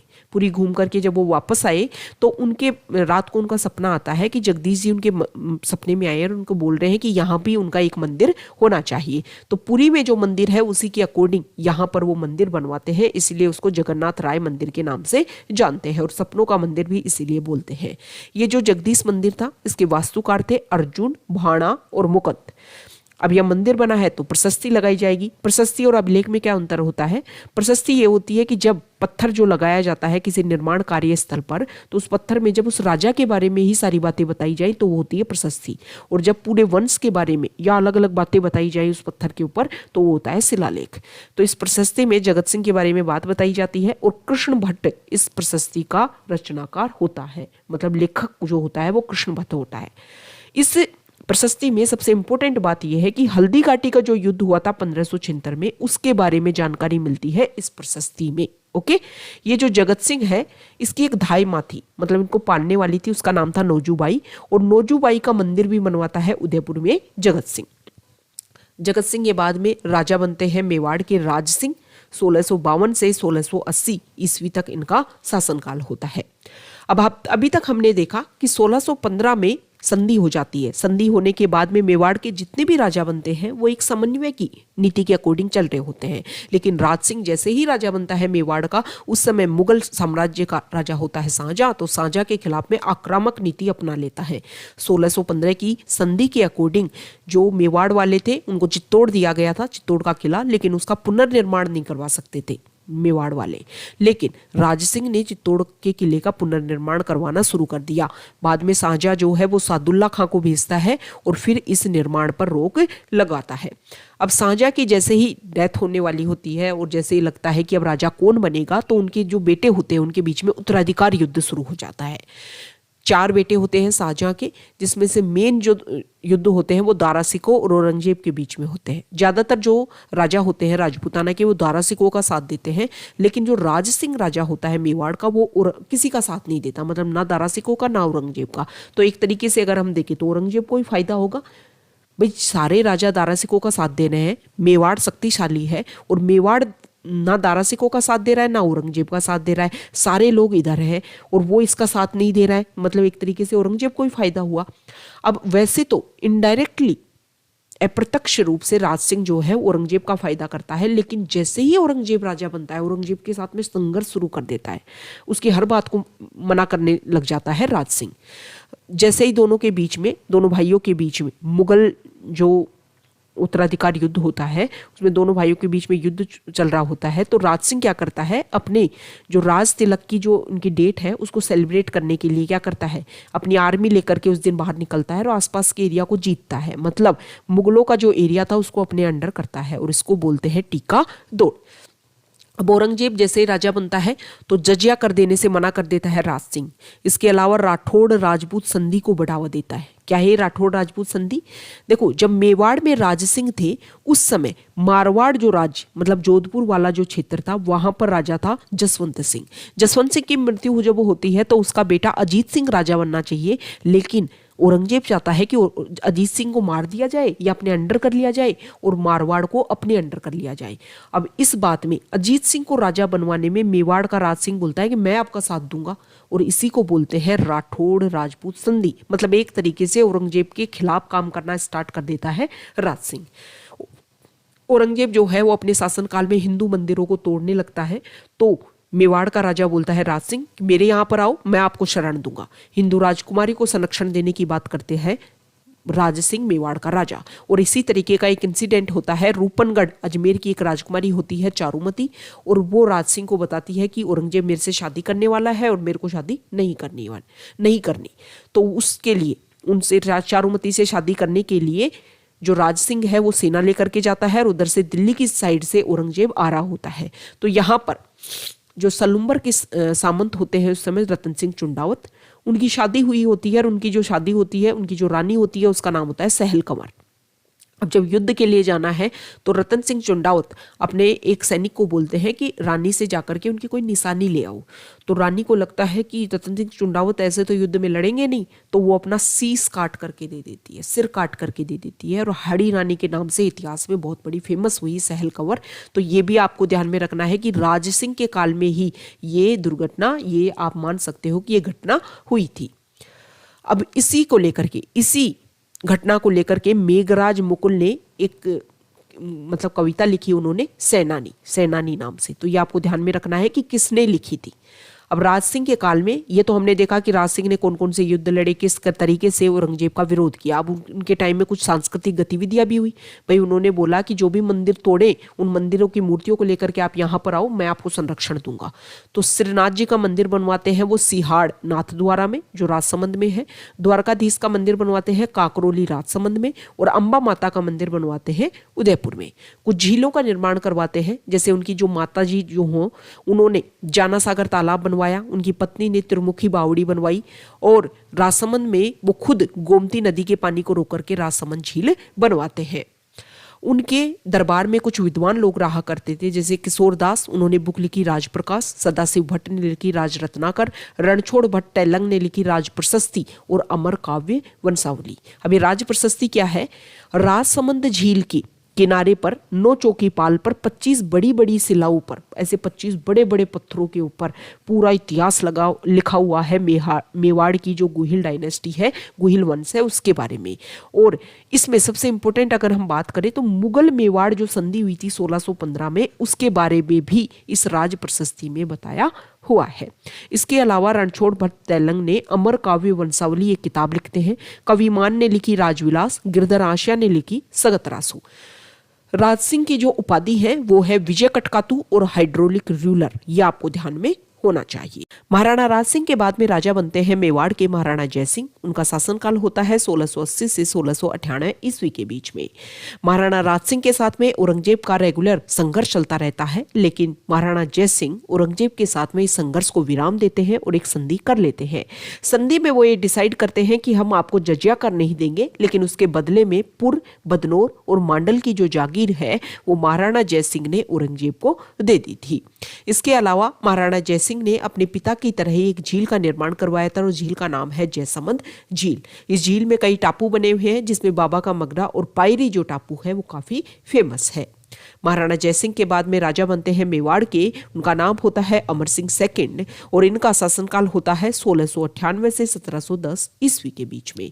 अमर सिंह सेकंड के शासनकाल में एक इंपॉर्टेंट समझौता होता है जो हमारे एग्जाम के पॉइंट ऑफ व्यू से काफी इंपॉर्टेंट है।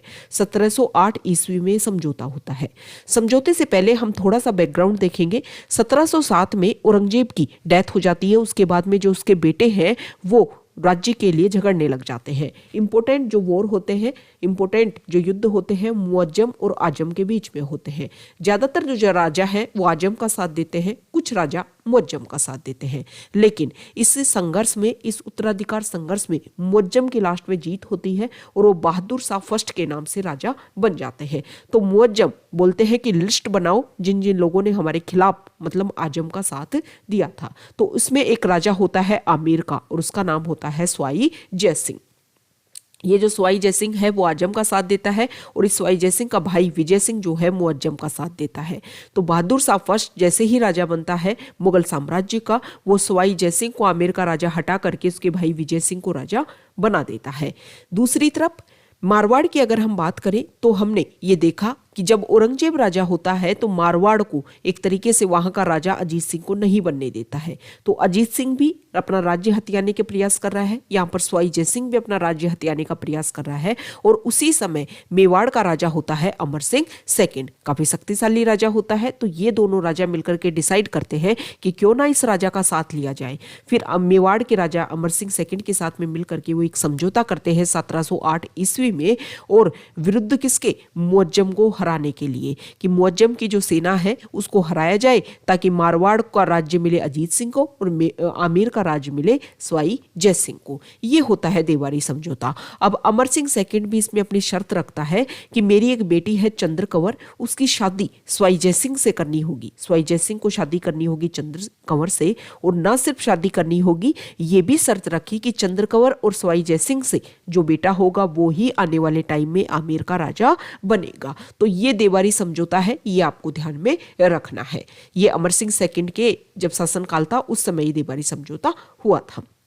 उसके बाद में राजा बनते हैं मेवाड़ के संग्राम सिंह सेकंड, जिनका शासनकाल होता है 1710 से 1734 ईस्वी के बीच में। संग्राम सिंह सेकंड जब मेवाड़ के राजा होते हैं तभी पहली बार जो मराठा है वो यहां से संग्राम सिंह सेकंड से चौथ कर वसूल करके जाते हैं। संग्राम सिंह सेकंड ने उदयपुर में सहेलियों की बाड़ी का निर्माण करवाया। इसके अलावा सिसारमा उदयपुर में वैद्यनाथ मंदिर का निर्माण करवाया और वैद्यनाथ मंदिर में प्रशस्ति लगवाई गई। इस प्रशस्ति के जो रचनाकार थे उनका नाम था रूप भट्ट। इस प्रशस्ति में एक युद्ध के बारे में पता चलता है और वो युद्ध था बांदनवाड़ा अजमेर का युद्ध, जिसमें पता चलता है कि संग्राम सिंह सेकंड ने मुगल सेना को हराया था और मुगल सेनापति जो रणबाज खान था उसको मार भी दिया था। अब हमने ये देखा कि मराठों ने सबसे पहले चौथ यहीं से वसूला था, मतलब जो टैक्स है वो यहीं से मेवाड़ से वसूला था। अब जब मराठों ने आक्रमण करना स्टार्ट कर दिया तो एक तरीके से मराठे जो है वो क्या करते थे कि किसी भी जाकर के किसी भी रियासत के ऊपर अटैक कर देते थे, वहां से जो भी धन संपदा है उसको लूट करके निकल जाते थे। तो राजपूतों ने स्टार्ट करना एक तरीके से एक कॉन्फ्रेंस बनाने की स्टार्ट की कि एक समझौता करेंगे सभी राजपूताना के राजा मिलकर के कि मराठों के खिलाफ मिलकर के हम लड़ सके। तो हुरडा कॉन्फ्रेंस जो जगत सिंह सेकंड के शासनकाल में हुई, उसका जो फाउंडेशन है, उसकी जो नींव है वो संग्राम सिंह सेकंड के शासनकाल में ही रखी जा चुकी थी और नींव रखी थी जयपुर के आमेर के राजा सवाई जयसिंह ने।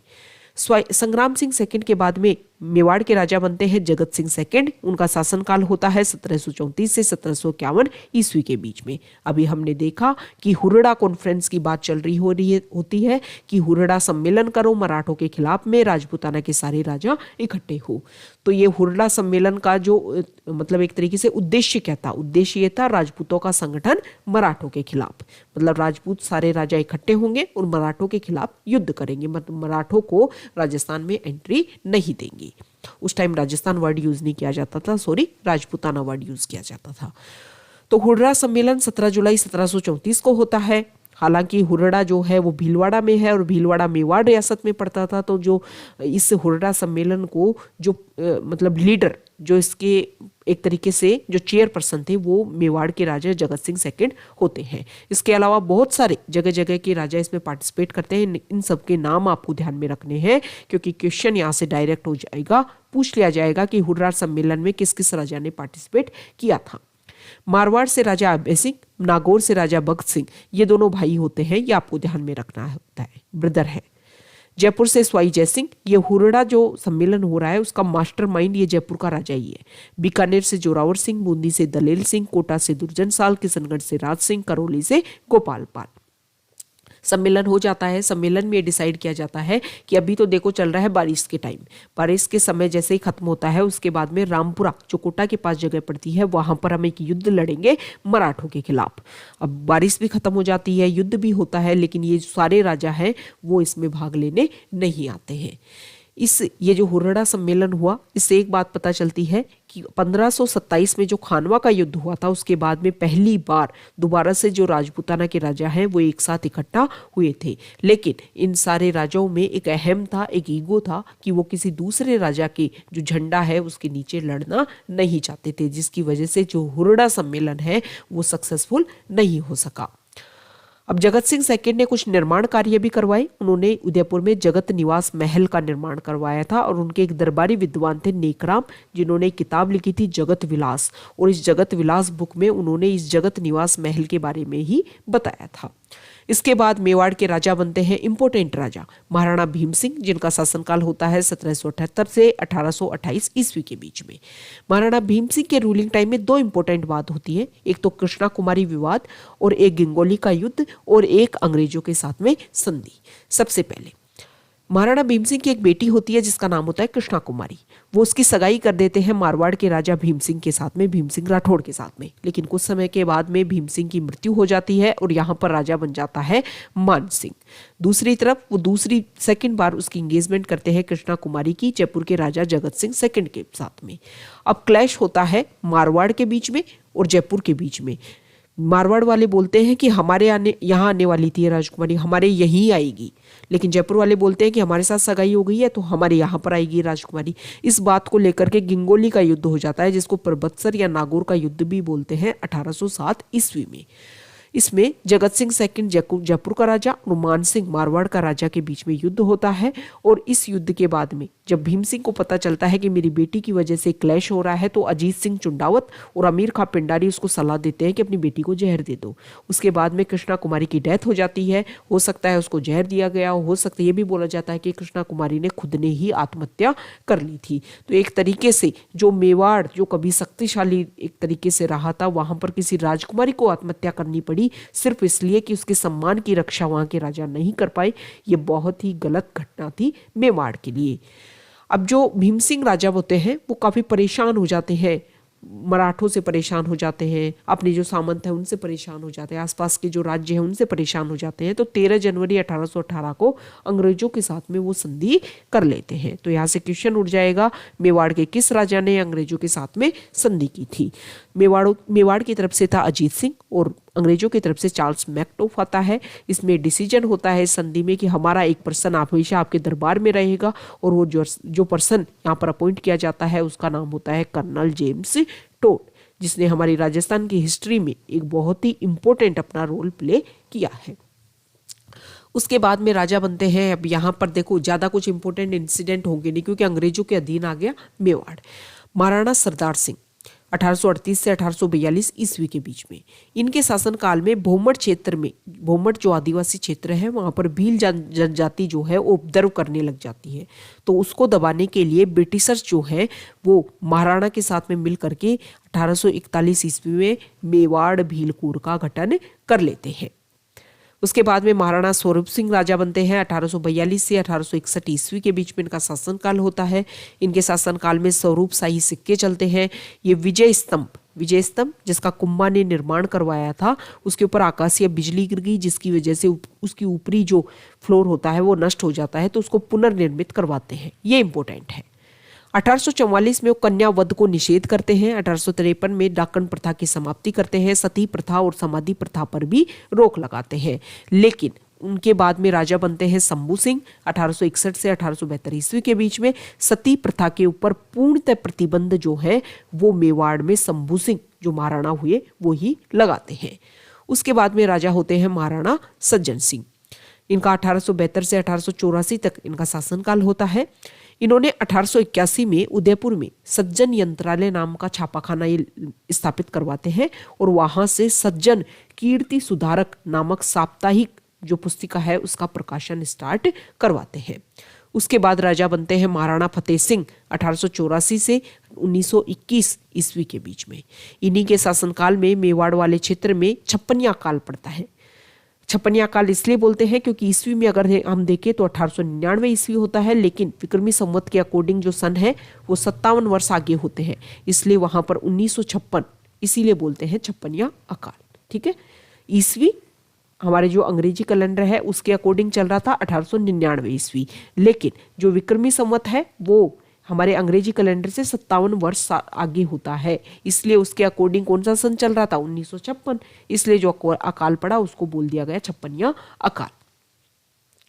अब इस समय क्या होता है कि 1 जनवरी 1903 की बात है, हमारा भारत का वायसराय उस समय होता है गर्जन। दिल्ली में वो बहुत बड़े एक राज दरबार का आयोजन करते हैं क्योंकि लंदन में एडवर्ड सप्तम जो नए राजा बने उनका राज तिलक हुआ है, तो उसको सेलिब्रेट करने के लिए दिल्ली में एक सेलिब्रेशन होता है और उसमें मेवाड़ के महाराणा फतेह सिंह को बुलाया जाता है। ये लोग महाराणा फतेह सिंह जाते भी हैं, लेकिन एक क्रांतिकारी होते हैं केसरी सिंह भारत, वो डिंगल भाषा में 13 सोरठे लिखते हैं। सोरठे मतलब दोहे लिखते हैं और जो चेतावनी रा चुंगटिया के नाम से फेमस हो जाते हैं। महाराणा फतेह सिंह को जब ये सोरठे भेजे जाते हैं, महाराणा फतेह सिंह इनको पढ़ करके वापस उनमें जो देशभक्ति की भावनाएं जागती है और वापस उस दरबार में भाग लिए बिना ही वापस आ जाते हैं। उनके मन में ये जागता है कि मेरी जनता तो परेशान हो रही है और मैं बड़े बड़े राजविलासी राज दरबार हैं उनको एंजॉय कर रहा हूँ, तो वो वापस आ जाते हैं। सेम इसी तरीके से 1911 में जब जॉर्ज पंचम भारत की विजिट पर आते हैं और उसी के अनुसार दिल्ली में दोबारा से राज दरबार का आयोजन किया जाता है वायसराय के द्वारा, और उसमें भी वो सिर्फ और सिर्फ वहां पर जाकर के जैसे ही वो एंट्री लेते हैं महाराणा फतेह सिंह, उनको दोबारा से चेतावनी रा चुंगटिया याद आ जाते हैं और वापस वहां से निकल जाते हैं। उसके बाद में अंतिम राजा यहाँ पर बनते हैं महाराणा भूपाल सिंह, जिनका शासनकाल होता है 1921 से 1948 ईस्वी के बीच में।